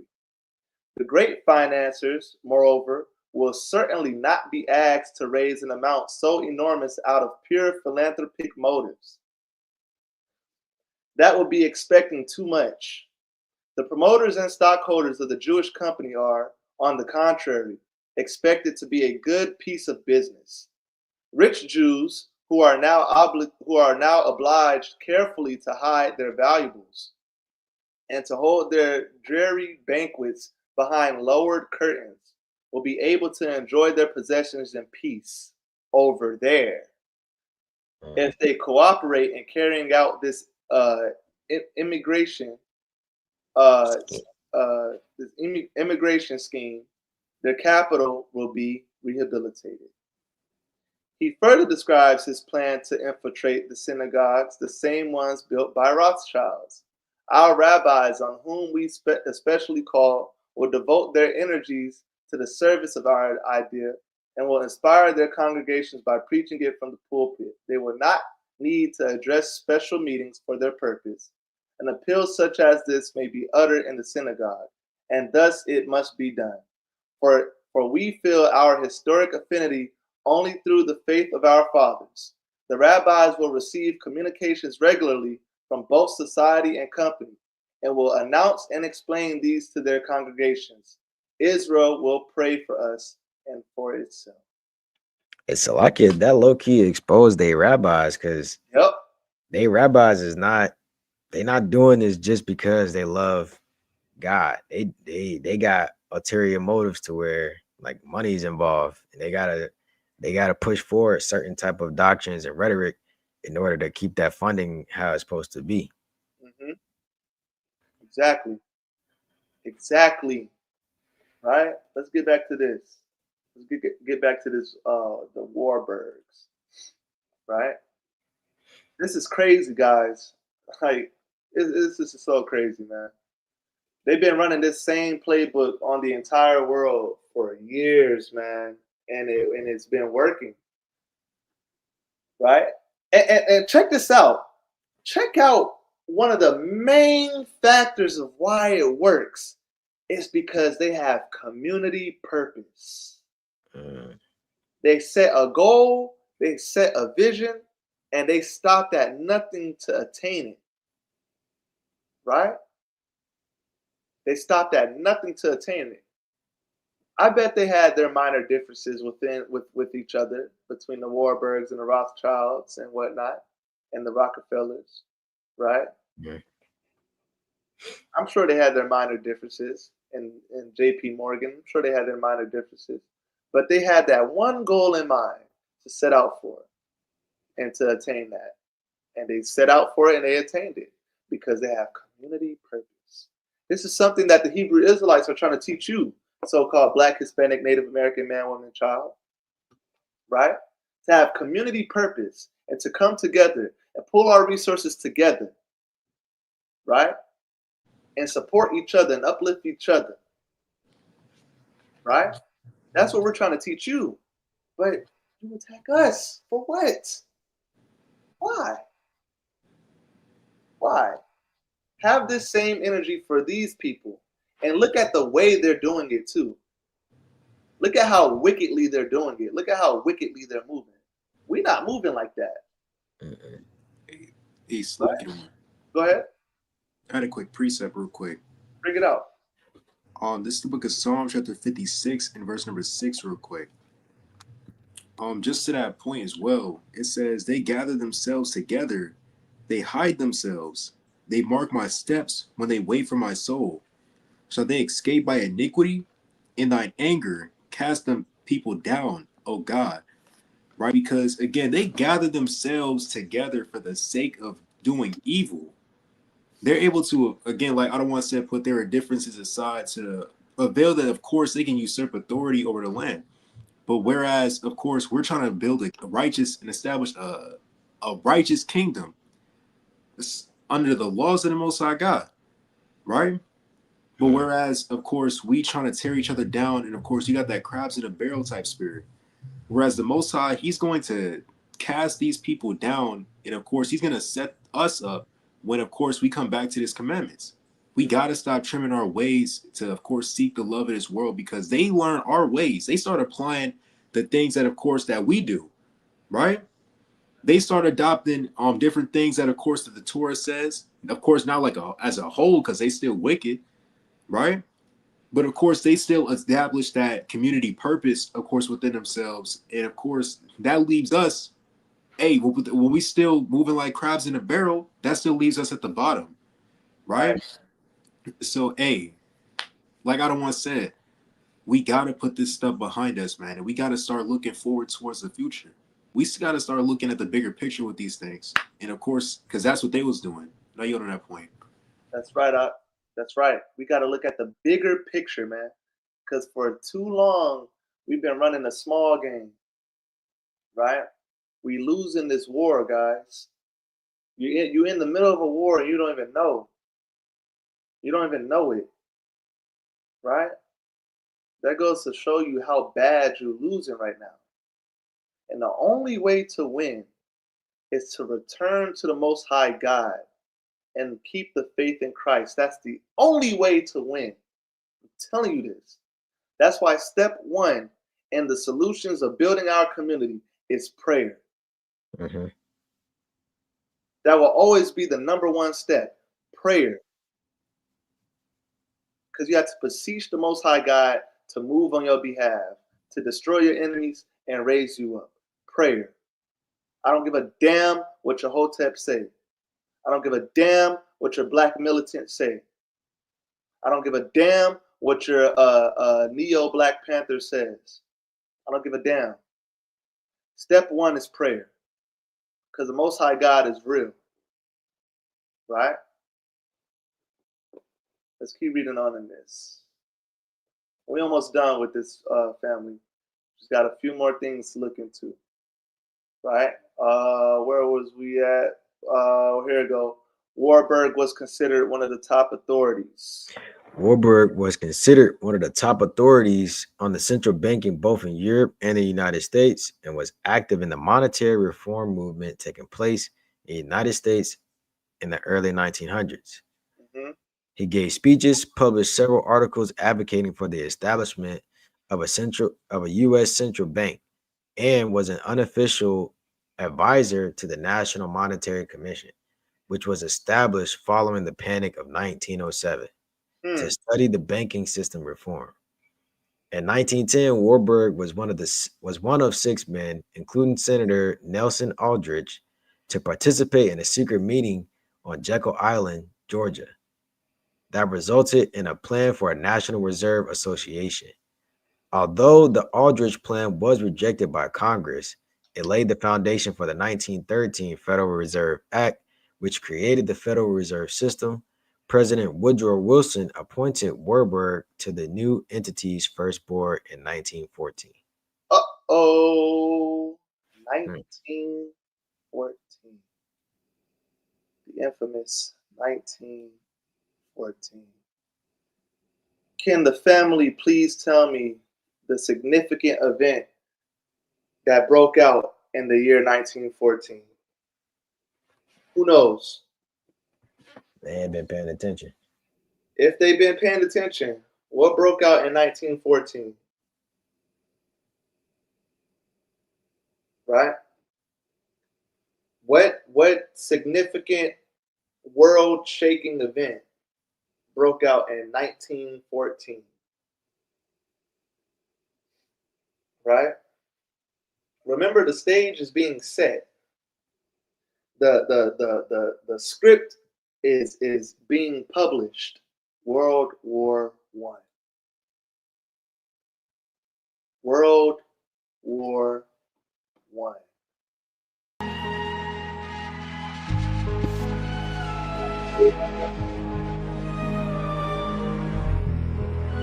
It's getting deep.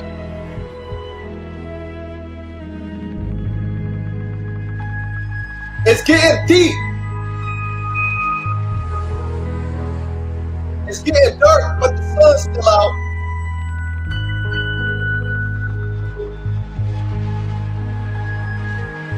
Right? It's getting deep. It's getting dark, but the sun's still out. All right? No, the sun really not out. It's nighttime over here. It's just a figure of speech. All right? Don't throw bricks at me. All right? But listen, guys, it's getting deep. All right? Let's go to the creation of the IRS. The creation of the IRS. Right? Now, let's be fair. The International Revenue Service was not created in 1913, but its predecessor, the Bureau of International Revenue, was reorganized that year to handle a major new responsibility, collecting federal income taxes, which is the IRS. It just says that the IRS was not created in 1913 because it went by a different name. The name was Bureau of International Revenue, right? The name IRS was established in 1953, International Revenue Service, which does the same exact thing, right? Collecting federal income tax, right? Look at how all this is going to tie together. In 1912, the Titanic sinks, right? Pay attention, follow me. In 1912, the Titanic sinks, right? In 1913, the Federal Reserve is established. In 1913, the IRS is formed. In 1913, well, we haven't gotten to that part yet, right? But in 1913, the IRS is formed, right? Collecting this federal income tax.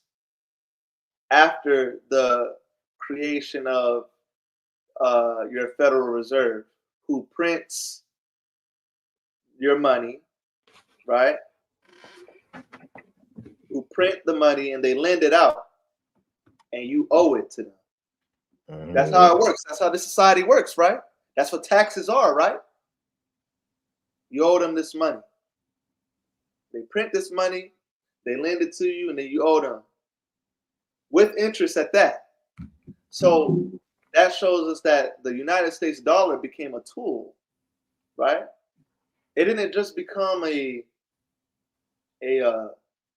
form of commerce and just simple purchasing power, but it became a tool. It became a weapon, right? That's why the scriptures say what? For money is a defense, right? You see, listen, man. The scriptures are real, all right? We're not going to deny the scriptures any longer. The scriptures are real. It's time for y'all to come back to the Bible. The scriptures say what? That money is a defense. So the same way money can be used as a defense, it can be used as a weapon. It can be used to enslave and ensnare. Go ahead. You said what? I said that's just the same with any tool. Yeah. Like if you take like a hammer per se, like a screwdriver, you can either fix something with that or you can do damage with it. Exactly. Check this out. Before 1913, the federal government was primarily funded by tariffs on imports, but the need for a more sustainable revenue source grew over time. Right? 1862, the Office of the Commissioner of International of Internal Revenue was established to collect taxes to fund the Civil War, but the income tax was repealed in 1872. In 1894, Congress passed another income tax, but the Supreme Court declared it unconstitutional. The following year, because it was a direct tax that was not apportioned among the states based on population. the 16th Amendment and the Revenue Act of 1913. The push for a new income tax was led by progressives and was made possible by several key events in 1913. February 1913, the 16th Amendment was ratified by the states, formally giving Congress the power to lay and collect taxes on incomes from whatever source derived without appropriation, without apportionment among the several states. October 1913, the Revenue Act of 1913, right, was signed into law, establishing a new income tax.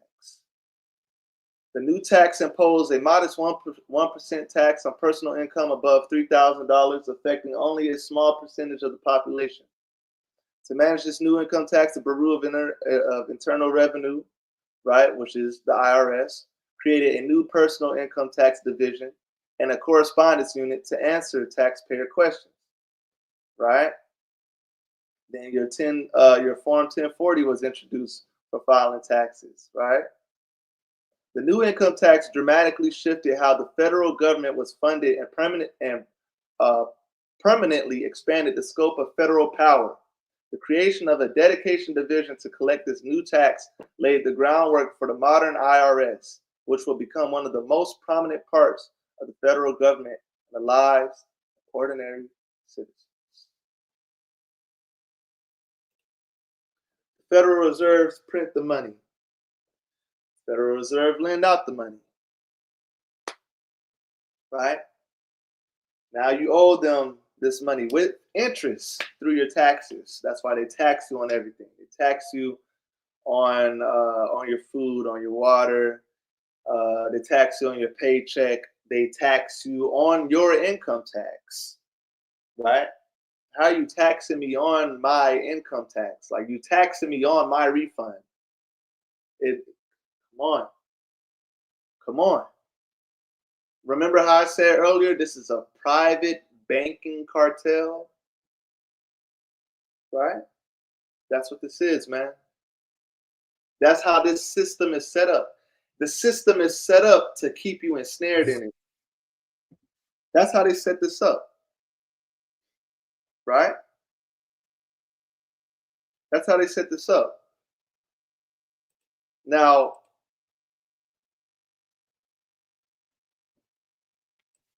I want to go back to the Warburgs, right? I want to retouch on the importance of why I said remember the Warburgs and remember the strategy that the Rothschilds used by funding both sides of the war, right? So here, remember, you have Paul Warburg. Remember, you have Paul Warburg, right? Who is established in the Federal Reserve, right? The U.S. Federal Reserve, right? That's the central bank for the United States of America, right? But Paul Warburg also has a brother. His name is Max Warburg. Now, Max Warburg was a German banker who served on the board of the German Reichsbank, right? So, like, you want me to read that for you? Yeah, go ahead. It says Max Warburg was a German banker who served on the board of the German Reichsbank from 1933 to 1935 under the directorship of Hjalmar Scott, a prominent member of the M.M. Warburg and Company banking family. He also advised Kaiser Wilhelm II and later helped Jews immigrate from Germany following the rise of the Nazi Party. So, go ahead. Actually, yeah, you keep reading. Okay. It says his service, Max Warburg was a member of the Directorate of the German Reichsbank from 1933 to 1935. The German Reichsbank is equivalent to the United States Federal Reserve. Right.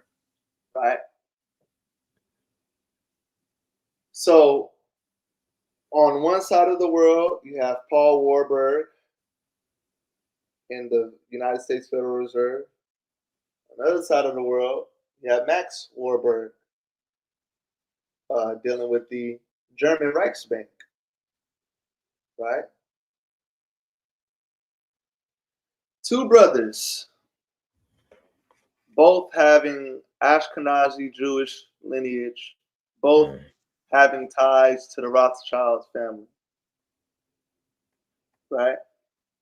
Both having prominent status within the central banks of their respective areas.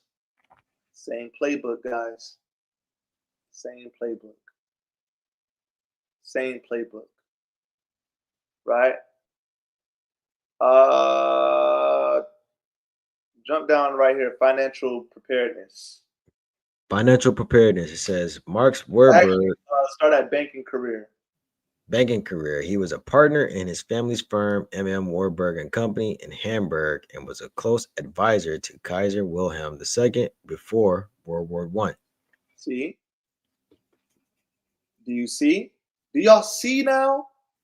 Read. It says Max Warburg advocated for financial preparedness for war, focusing on strengthening the Germany economy, developing a German acceptance market, and ensuring war finance didn't destabilize the gold standard.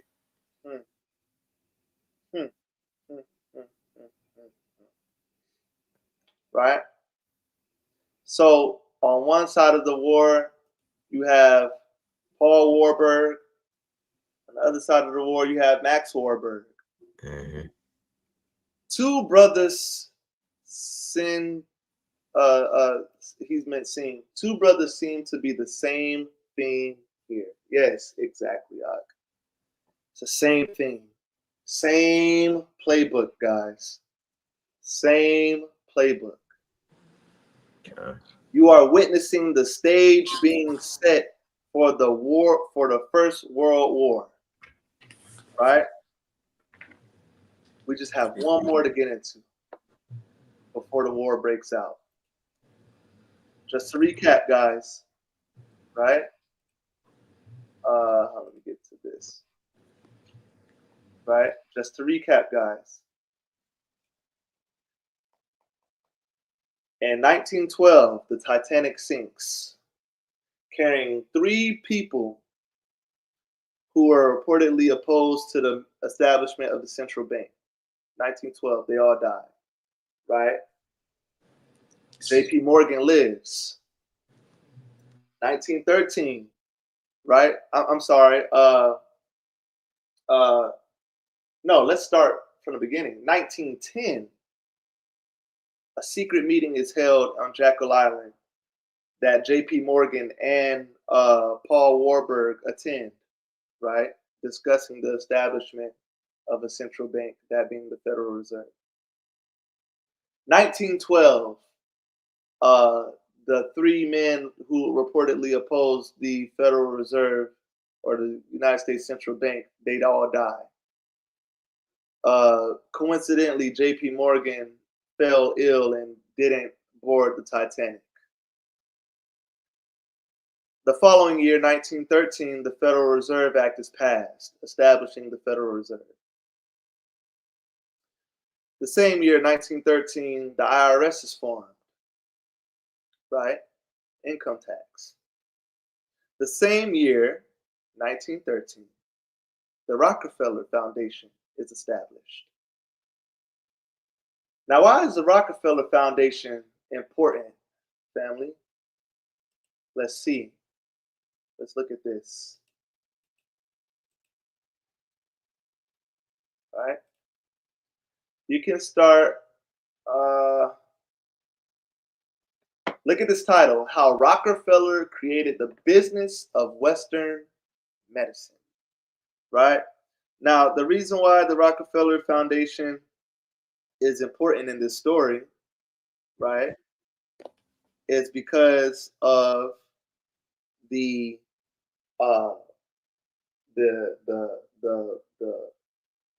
reshaping of medicine and education, science, and world health that this family started to establish, right? Now, the Rockefellers aren't.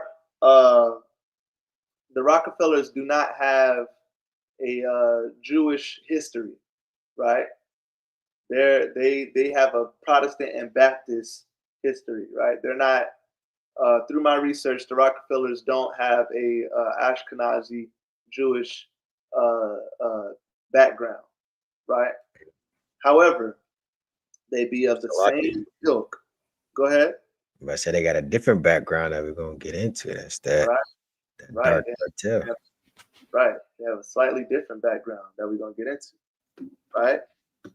But what we're gonna find out is that through the Rockefeller Foundation, they didn't donate their money. They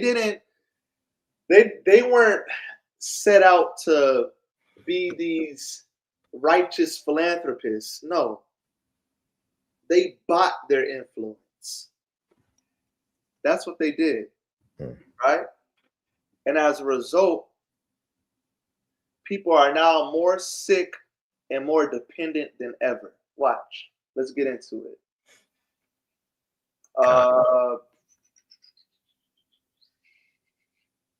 Let's go into. You can start right here. By the turn of the 20th century. Says by the turn of the 20th century, Rockefeller controlled 90% of all petroleum refineries in the America through ownership of the Standard Oil Corporation, later split into Mobil, Chevron, Exxon, etc.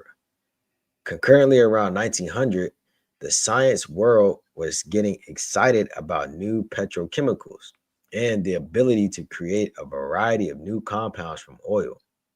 Some of the first products derived from petrochemicals were plastics, but organic chemists knew that oil had the potential to create far more than plastic toys. Mm-hmm. During the same era, early 1900s, scientists were doing groundbreaking work to understand the basic mechanics of life and human health. It was during this time that most of the essential vitamins were discovered, including B1, B2, biotin, vitamin C, vitamin A, vitamin D, etc.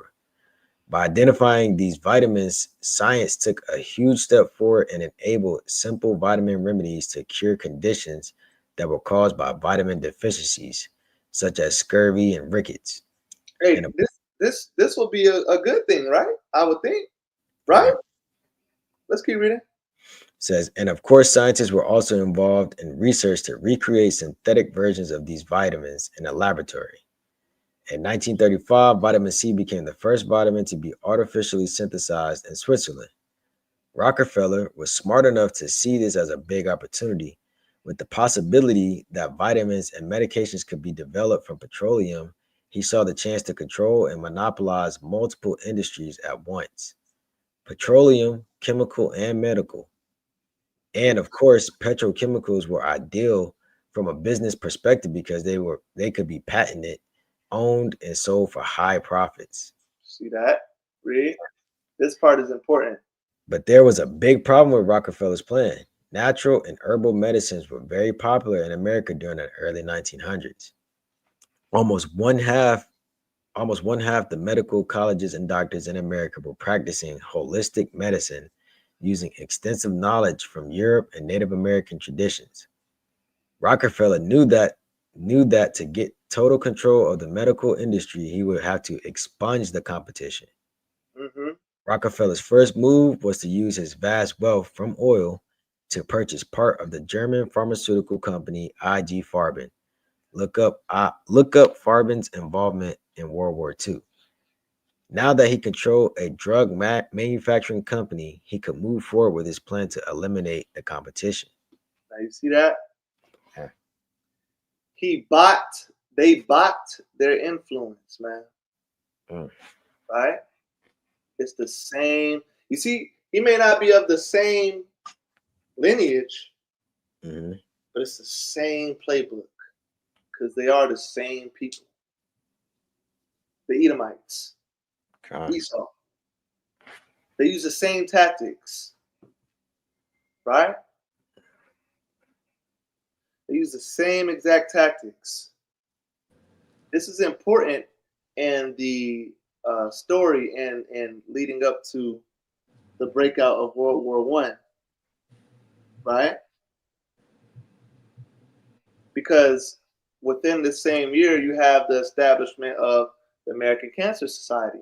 Now, remember, the Rockefeller Foundation, right, began reshaping medicine, education, science, and world health, as we see here. This is evident of it, right? Mm-hmm. And you have the American Cancer Society, right, that falls under that, right, which was backed by these elitists like Rockefeller, right? They essentially built the cancer industry, right? And they create the problem and sell the Band-Aid, not the solution. Not even a Band-Aid for real, right? This is what they do, right? And one more thing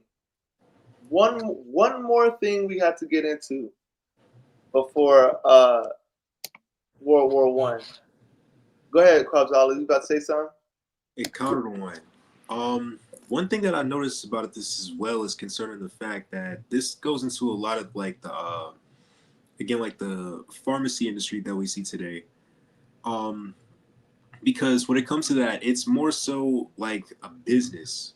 You know, people, as a matter of fact, let me get Sirach chapter 40 real quick. Give me Sirach chapter 40 and verse number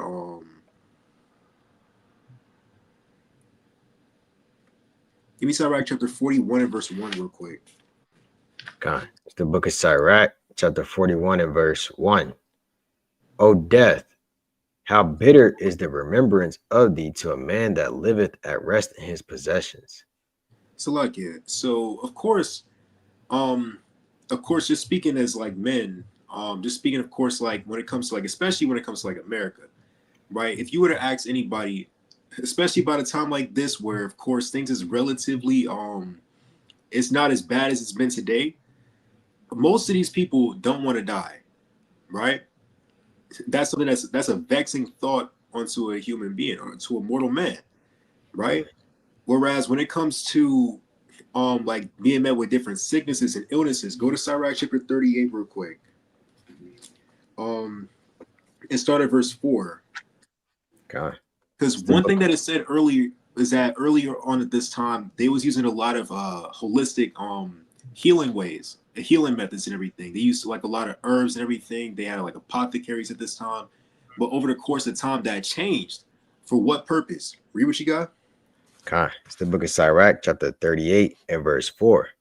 The Lord have created medicines out of the earth, and he that is wise will not abhor them. Because the Most High, he created medicines out of the earth, but they need to get you to abhor that, right? So of course that your mindset can be to where, well, you need something other than that, right? And of course that's exactly what they did.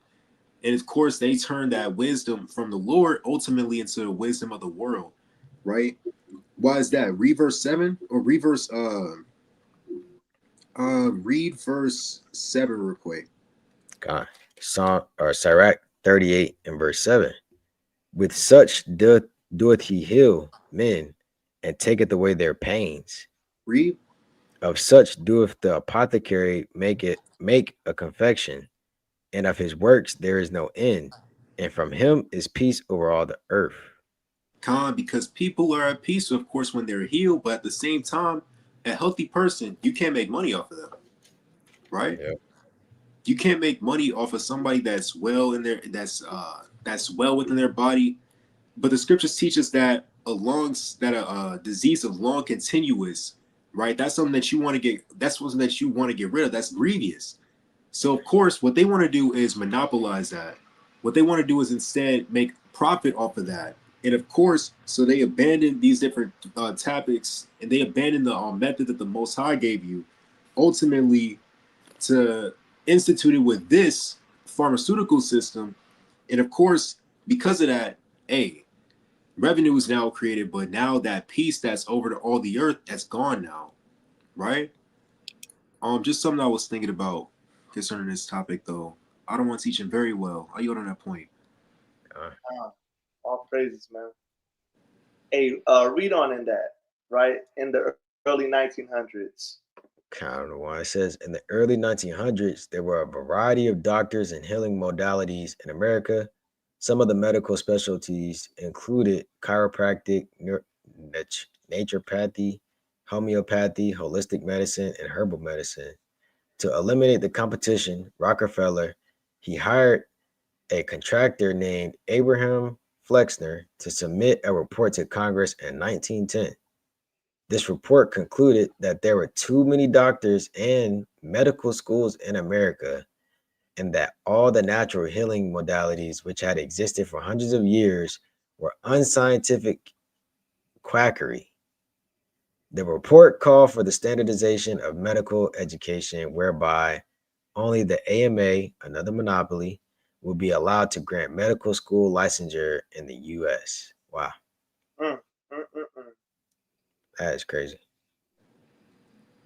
It's like it. Keep reading. Oh, go ahead. And that's why the scriptures tell us, woe unto them that make good seem evil and evil seem good. Of course, the reason why is because they had an agenda behind that thing, right? So, of course, like I don't want to say earlier, so they can make money, like Mr. Krabs. Money. That's all it's about. Yeah. Oh. Go ahead. Keep reading. Certainly, Flexner's report did have some valid points, but unfortunately, the motives for the report were entirely driven by Rockefeller's desire for complete control of the medical system. Based on the report, Congress acted upon the Flexner's recommendations and changed laws related to medical practice. Incredibly, allopathic medicine became the standard modality, even though at the time its main treatment methods were bloodletting surgery, quite barbaric at the time, and the injection of toxic heavy metals, lead and mercury, to supposedly displace disease. Hey. See how they do? See how Rockefeller changed the game? Right? It's all a part of their plan. Right? Now, check this out. Right? So, mind you, all of these things are happening back to back consecutively. Let's see what else was established in 1913. Look at that. The good old ADL. Can you read that for me out? God. What a coincidence, right? God. Right, guys? What a coincidence. Go ahead.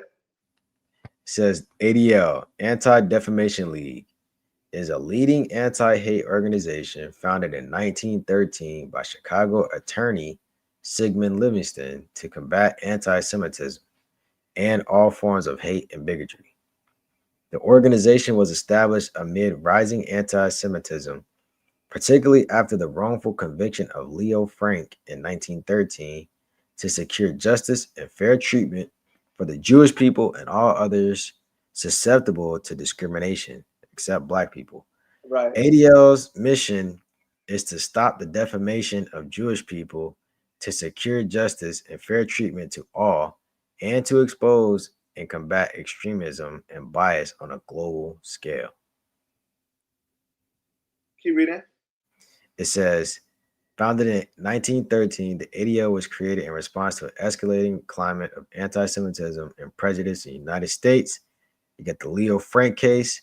A Jewish factory superintendent convicted of murder in 1913 was a catalyst for the ADL's formation, highlighting the role of anti-Semitism in his prosecution.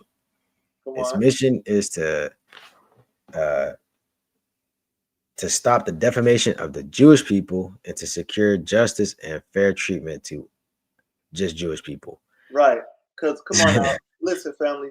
do I really have to go into the how the ADL operates? The ADL tried to accuse Hebrew Israelites of a mass shooting, and the FBI made a public statement declaring that to not be true, and the ADL has made no comment since then on that matter.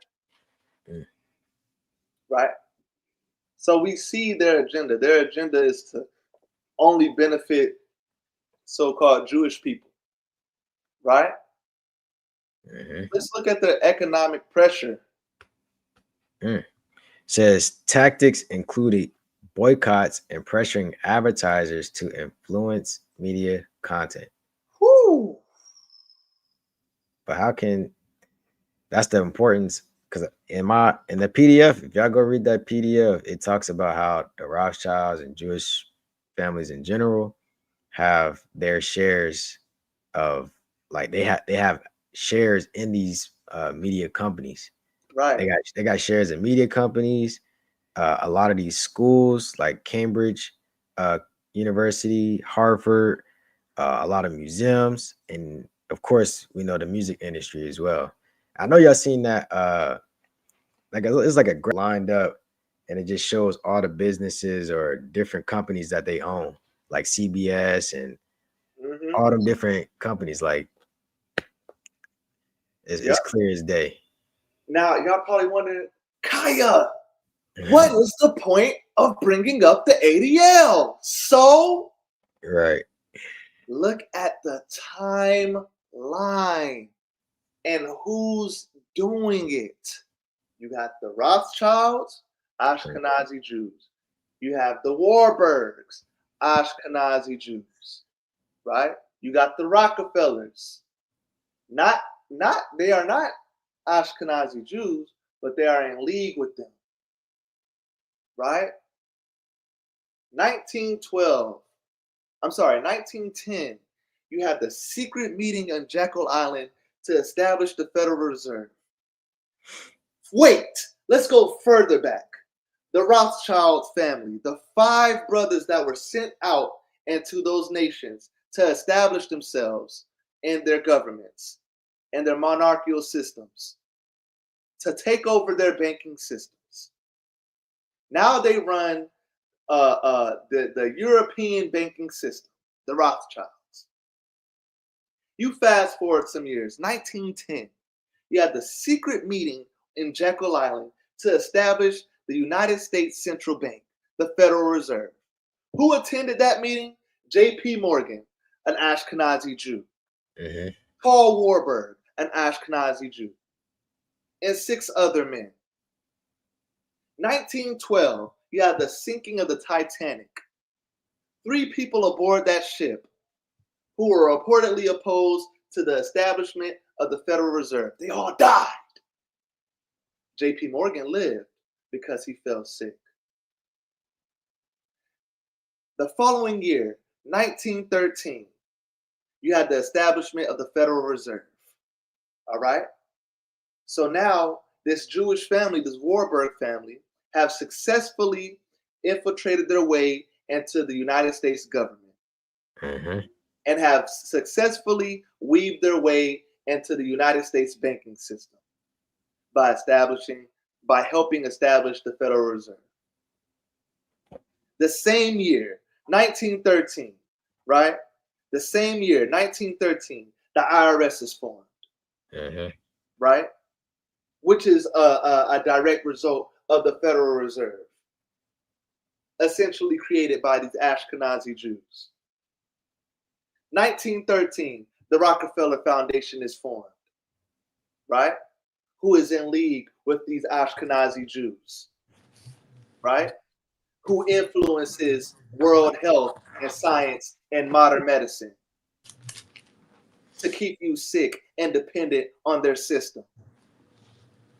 The same year, 1913, the American Cancer Society is founded under the Rockefeller Foundation, under Big Pharma, right?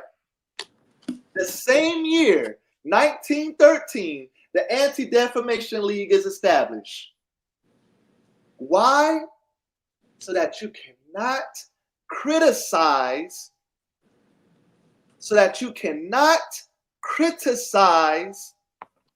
their doings and their exploits. Whatsoever.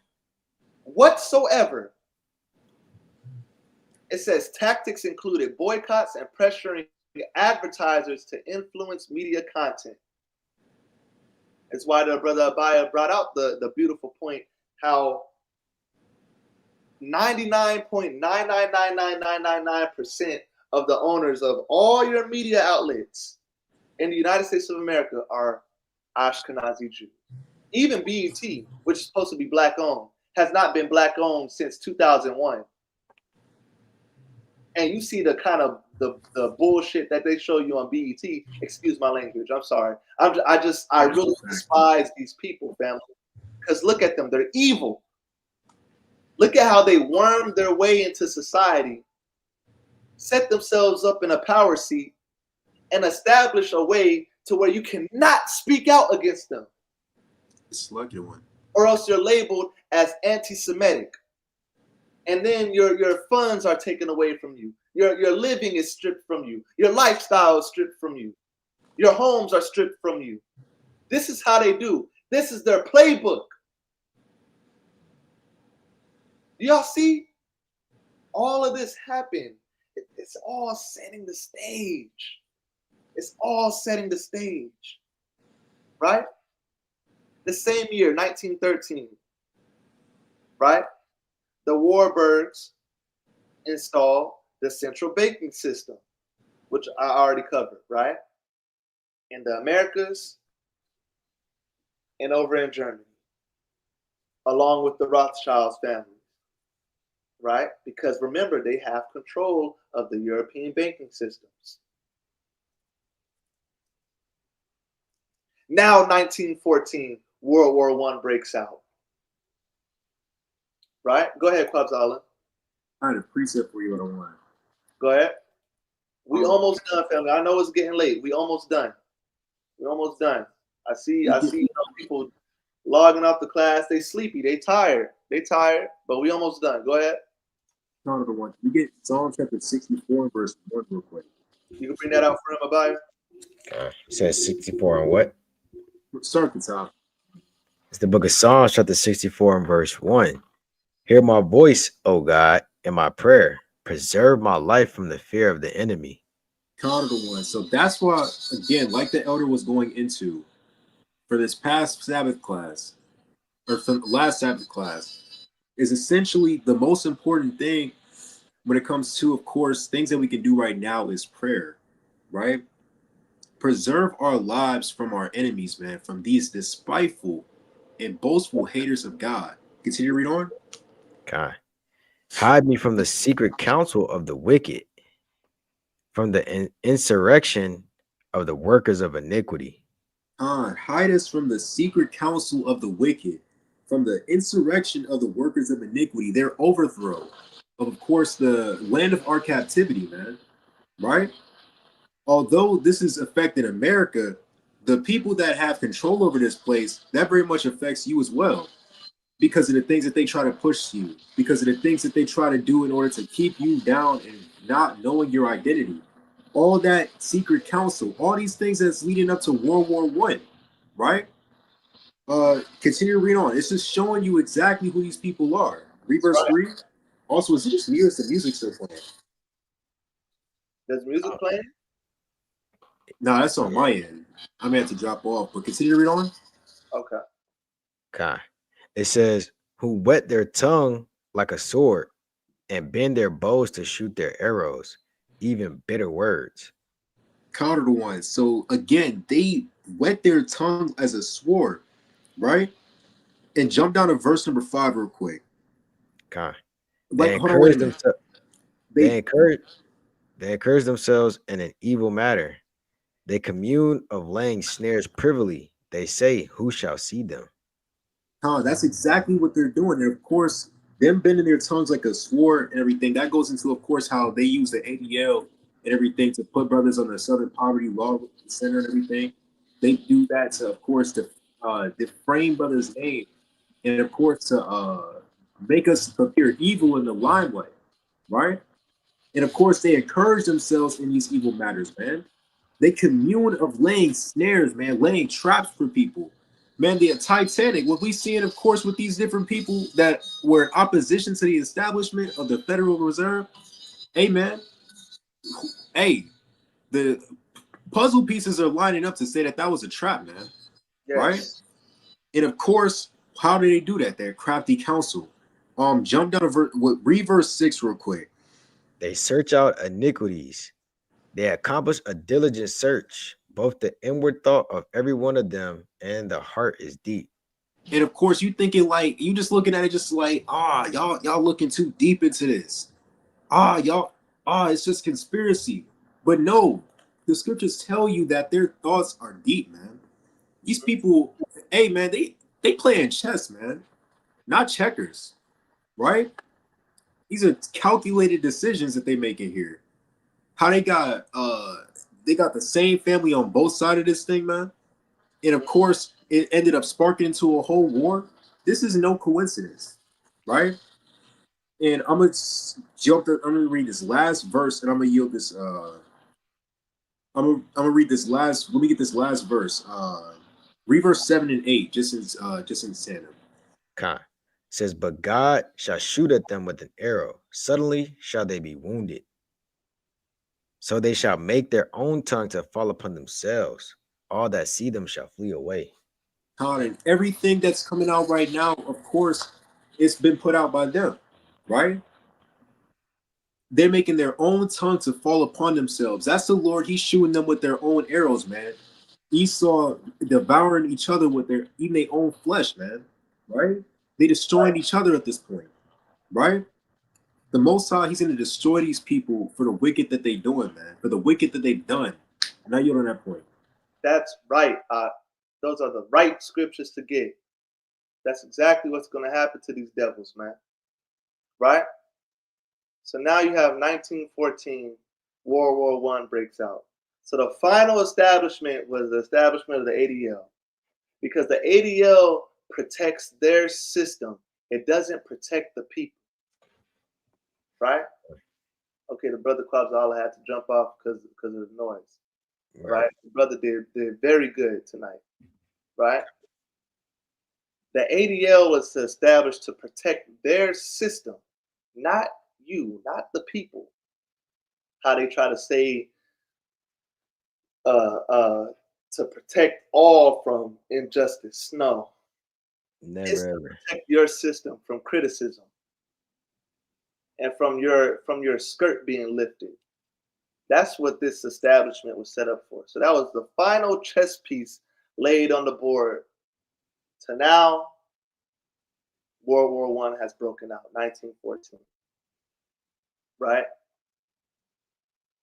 So the global 1913 was the global positioning. The year 1913 was the global positioning that they took to set the chessboard for the breakout of World War I. Everything was set, right? So World War I becomes the very first fully industrialized and banker-backed war. Right. Now, who profits off of this war? These same elitists, these same families, right? These same families who now print that very same money. Mm-hmm. You see? Do you understand? Do you see it now? So now this same pattern begins. The problem, right? The reaction, and then the profit. The problem, that being the Panic of 1907, right? And then they start laying their chess pieces across the board, right? Establishing the Federal Reserve, this, that, and the third, the IRS, this, that, and the third. The reaction, right? That being the war, right? That being their establishments, and then breaking out into the war, and then their profit, right? Their profit being constant debt, right? A constant debt. Watch this. Look at this. Watch this. Watch this, man. Oh my God. Watch this. US dollar devaluation since 1913. Man, this is crazy. With the US dollar constantly losing value, right?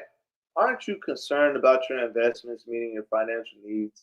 Are you seeking options for more secure investments than stocks and bonds? The US dollar has lost 92% of its purchasing power since 1933. Reasons for the US dollar devaluation include, oh, wow, would you look at that? The creation of the Federal Reserve System. Oh, gee willikers. The removal of the gold standard. The amount of fiat money produced each year, right? And then they're going to share the information about the dollar devaluation since 1913, right?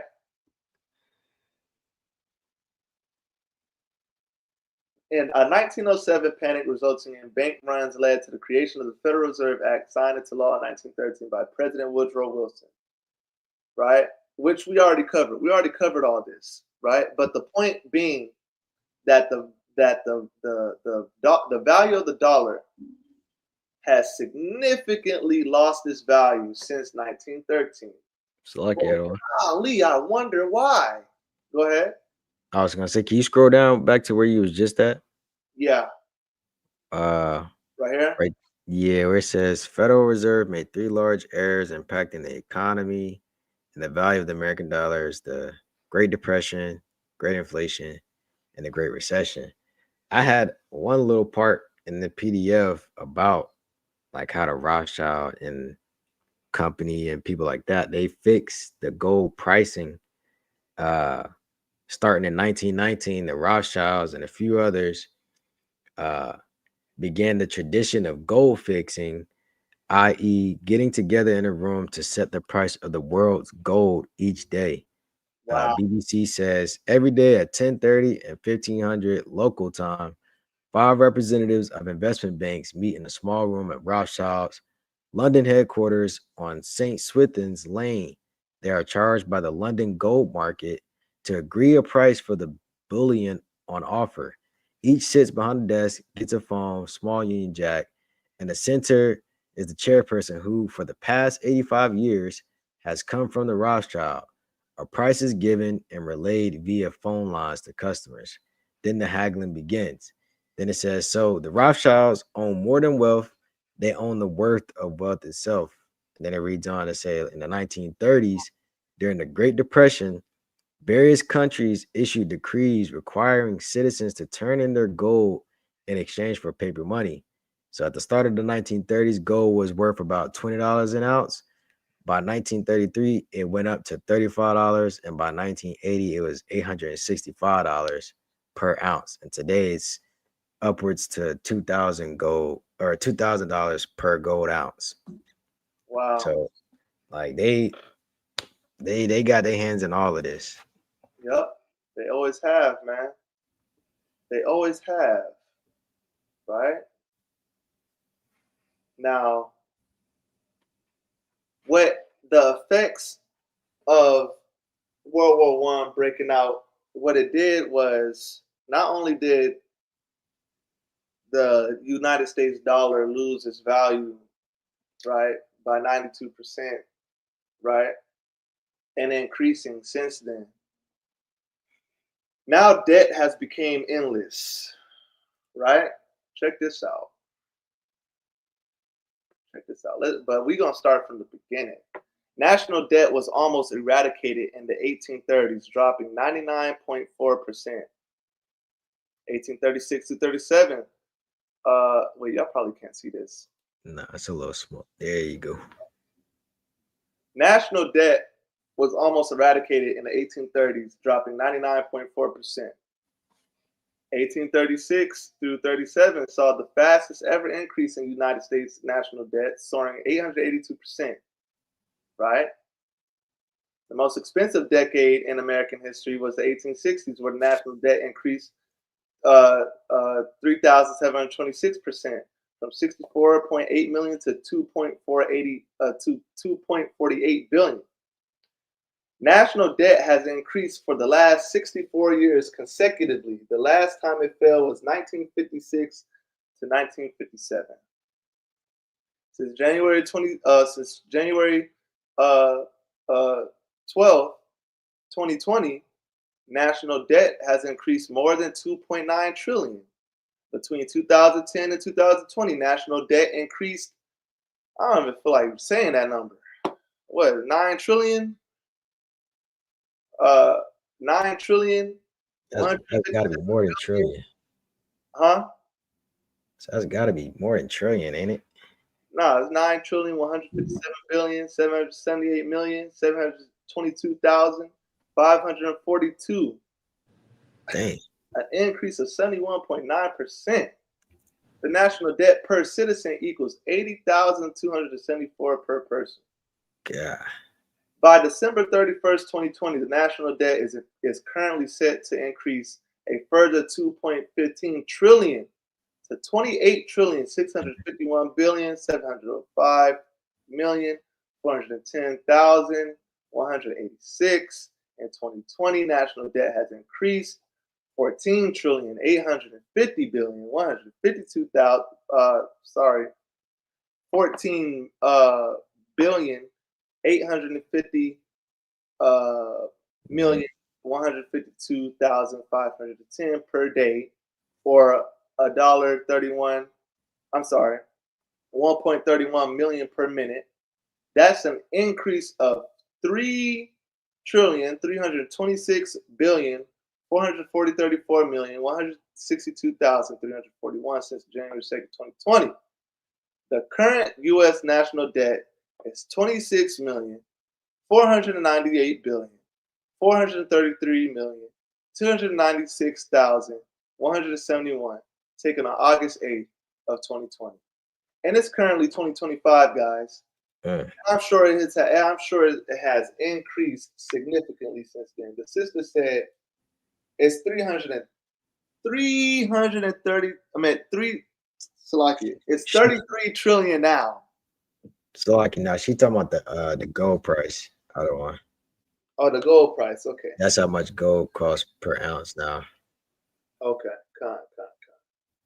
Right. But as of 2020 of August, 26 trillion. It's 2025 now, August. I'm sure it has increased. Definitely. Right? I'm certain it has increased. Right?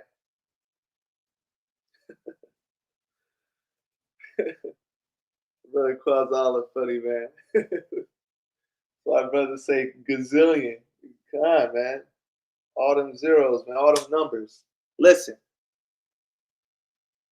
So since the outbreak, since 1913, the global positioning and the outbreak of World War I, the dollar has lost its interest 99%.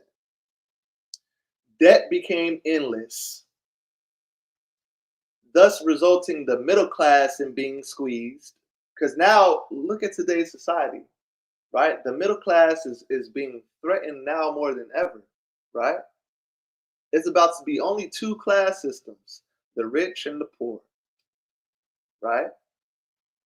War became constant, right? It's constantly wars. That's why the scriptures say what? Christ told us what? Christ already warned us. There shall be wars and rumors of wars, right? So when I'm bringing out these things to you, family, I'm not bringing out these things to scare you or for you to be afraid or anything like that. No.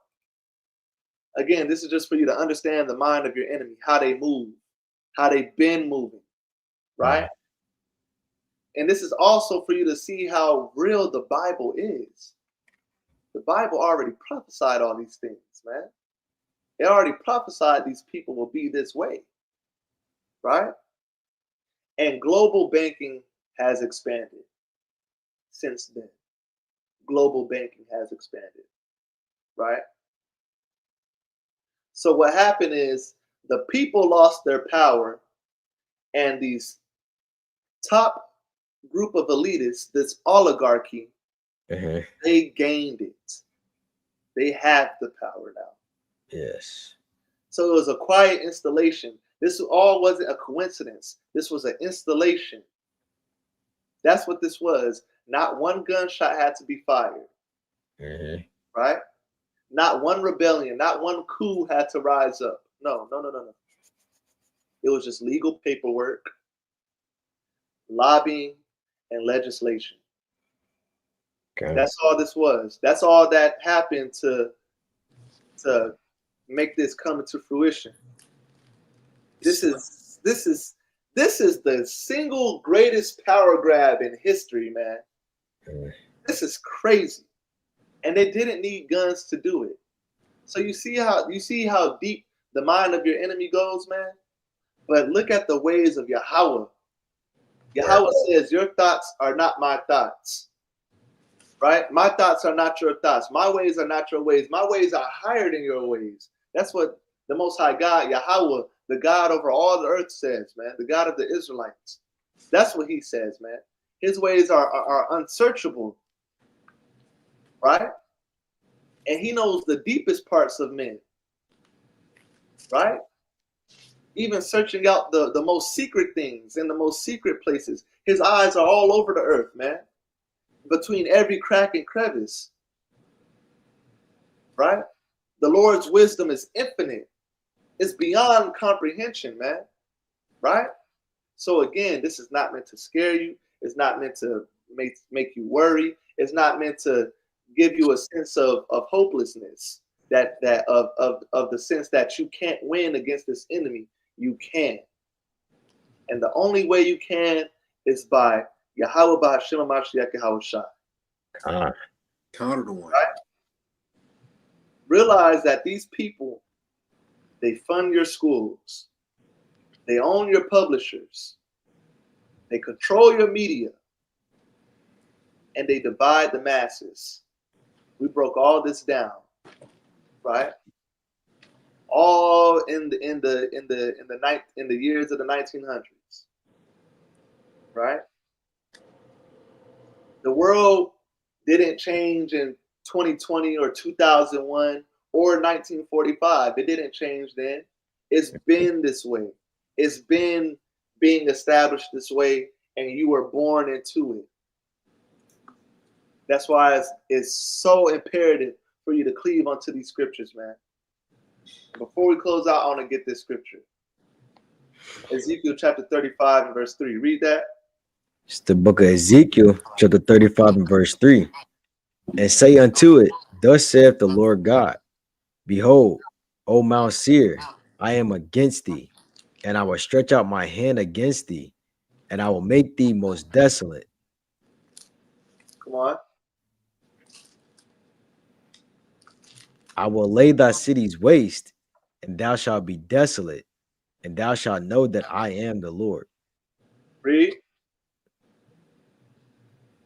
Because thou hast had a perpetual hatred and hast shed the blood of the children of Israel by the force of the sword, and a time of their calamity, and a time that their iniquity had an end. So you wicked devils, you, man. Esau, you wicked devils. You can never get away. You can never escape the judgment of the almighty power, man. The Lord of armies, the Lord of hosts. El Shaddai, man, the great and terrible power. You cannot escape the evils that you have perpetuated throughout this earth, and especially upon the apple of the Most High God's eye, the children of Israel. You cannot escape. Keep reading. God. Therefore, as I live, saith the Lord God, I will prepare thee unto blood, and blood shall pursue thee. Sith thou hast not hated blood, even blood shall pursue thee. Man. Read. Thus will I make Mount Seir most desolate, and cut off from it him that passeth out and him that returneth. Hey, the Most High God is going to destroy these powers and these principalities, man. The Most High God is going to tear down these strongholds and these spiritual wickedness in high places, man. Thus saith the Lord, thus saith the Bible, through the power of Hamashiach Yahweh Shai and his most and the Father Yahweh, man. B'Hashem HaMashiach Yahushua. Mashiach Yahushua. Right? And with that, man, that's class. That is class. That is class. All of y'all looking like this now, man. We all walking around looking like this now, man. Right? We all walking around like this. Yeah, that's the one. Yeah. That's the one. Yeah, man. Right? Ain't no way. Because ain't no way. The puppeteers behind World War I. You seen it for yourself tonight, man. You seen it for yourself tonight. Some may call it a conspiracy theory, right? Some may call it hearsay. Some may call it a tinfoil hat game, right? But like the scriptures that Quasi Allah pulled out earlier, the scriptures say that their ways are deep, right? Their minds are deep, right? So these things aren't far removed from them. Go ahead. If you don't mind, just possibly just one more. Of course. Count to one. This is the book of Psalm. This is not Psalm, but this is the book of Psalm chapter 58 and verse 2. And it reads, "Yea, in heart ye work wickedness, ye weigh the violence of your hands in the earth." So again, like I don't want us going into, of course, they worked their wickedness. Like not even a single shot needed to be fired. There wasn't no immediate outburst of like calamity or chaos in the streets for this to happen. But no, they framed their iniquity by means of the laws and by their policies that they set in place, right? Because of course, like Micah 2:1, it tells you that it's in the power of their hand to do so, right? And of course, what I just quoted there was Psalm 94:20, right? But again, they weigh the wickedness of their violence in the earth because, again, a whole war broke out behind this all, right? Yep. People was losing their lives over this. They were sending your forefathers into the battle because of this, man. Yep. Because of the games that they playing behind the scenes, right? That's why the Most High is going to do this. He's going to read, I'm going to read, I'm going to read verse, I'm going to read verse 10. It says, "The righteous shall rejoice when he seeth the vengeance. He shall wash his feet in the blood of the wicked, so that a man shall say, Verily there is a reward for the righteous. Verily he is a God that judgeth in the earth." Because they're not going to get away with this. But the Most High, he's going to get them back for all these things. Thus saith the Lord, thus saith the Holy Bible. Tell you to never. That's true. That's drop a bomb on that, man. B'Hashem HaMashiach Yahushua. Yeah, that's thus saith the Lord, man. That's thus saith the Lord. Hey, with that, man, yo, it's late. This class could have easily went 4 hours, y'all. I'm telling y'all, it's so much information. This class could have went long, but we condensed it the best we could, man. So with that, all right, make sure that if you want to join the camp for my brothers, you send your emails, sotisraelites@gmail.com. My sisters, send your emails to pillarsofrest@gmail.com. Make sure that y'all are keeping up with our feast days, all right? Feast of Trumpets is coming up September 21st. Make sure that you are in attendance for that. Check out our classes, our many different classes. SOT After Hours, The Quiet Storm, every Sabbath after the Elders Sabbath class. All right, make sure you check out all of our channels as well. Make sure you check it out, our Patreon. All right, and with that, Shalom. Shalom. Thank you for watching. If you wish to donate, you can use Zelle or PayPal. We're the Sons of Thunder. It's our heart's prayer and desire for Israel that they might be saved. Shalom.